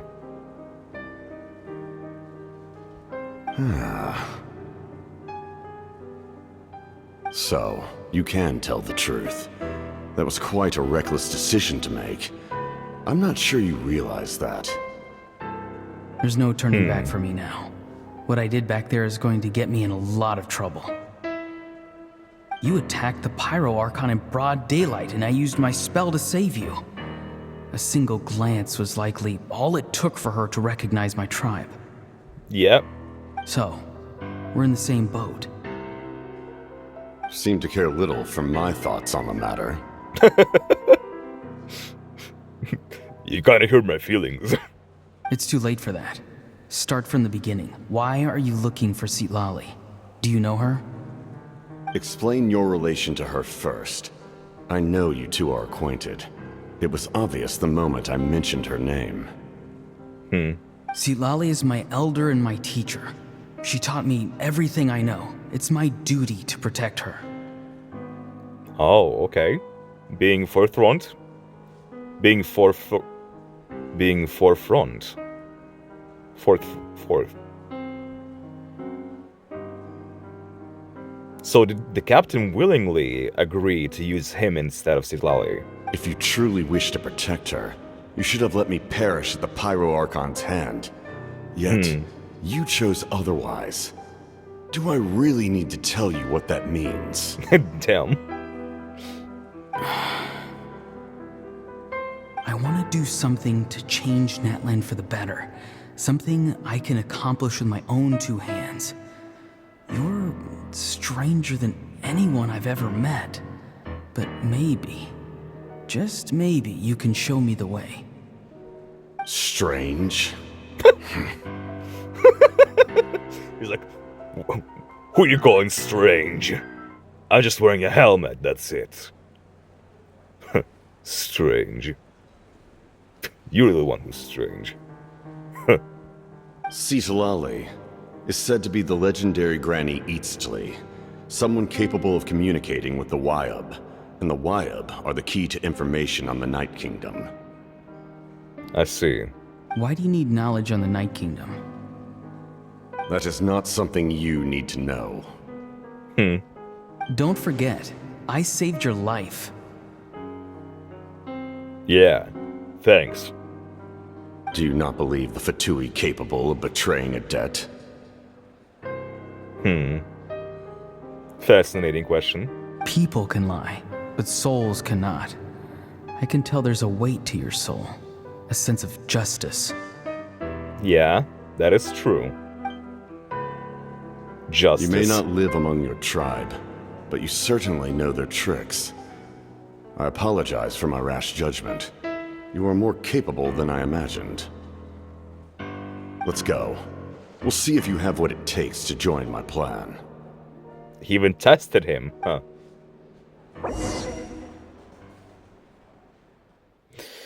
Okay. I cannot believe that this is still Act 3. What? I see. Interesting approach. Worth trying, I think. Rather than weaving a net to protect the ley lines, this method would address the root problem. Oh. So this is where the new way to save Natlan came from. Address the root problem. Getting rid of the abyss? By reconstructing the ley lines themselves. Oh, okay. Reweaving ley lines. Loom of Fate, much?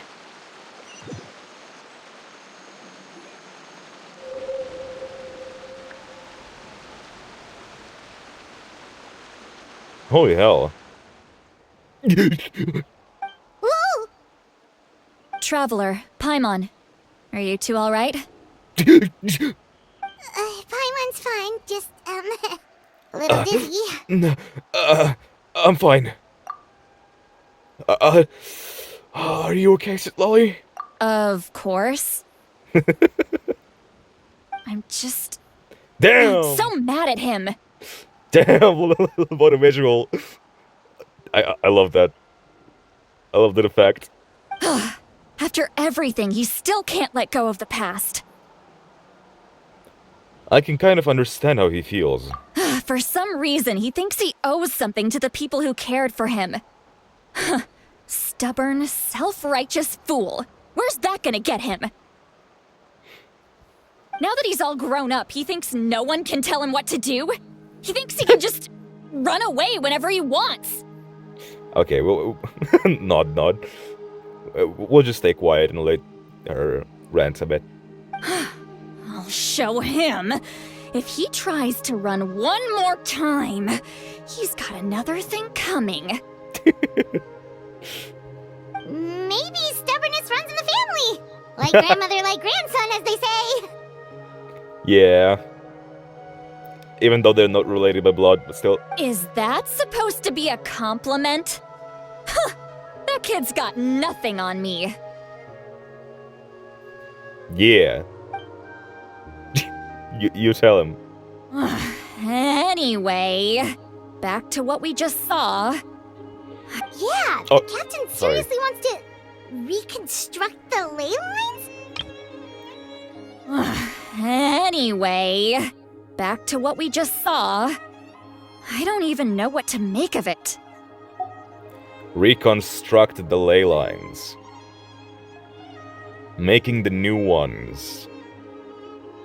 This is very reminiscent of the Loom of Fate. What does that even mean? Something like the Loom of Fate, maybe? Yeah. But how does that help with the Abyss? I mean... That is a good question. I don't exactly recall. I remember that the absence of the ley lines in Natlan is what makes the Abyss attack it so often. The Loom of Fate? Yeah, that's quite a lot to explain. It's kind of hard to explain. Yeah, Basically, it's a device from Conrio that has unbelievable power. Unbelievable, unlimited. Anyway, if he really wants to manipulate the ley lines, everyone in Natlan will be affected. Oh, this is big. Like how much? He's serious. It lines up with everything he's said before. He tried to seize the Gnosis for the same purpose. Which means the captain has been honest from the very beginning. Auroron's memory proves that. Yeah. I never doubted him. Why is he so obsessed with saving Natlan? Oh, we've got to tell Moika about this right away. Yes. She needs to know about this. Okay, now. let's go.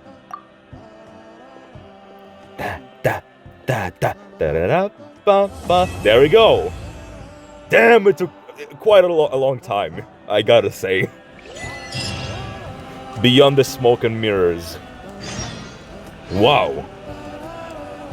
Holy hell.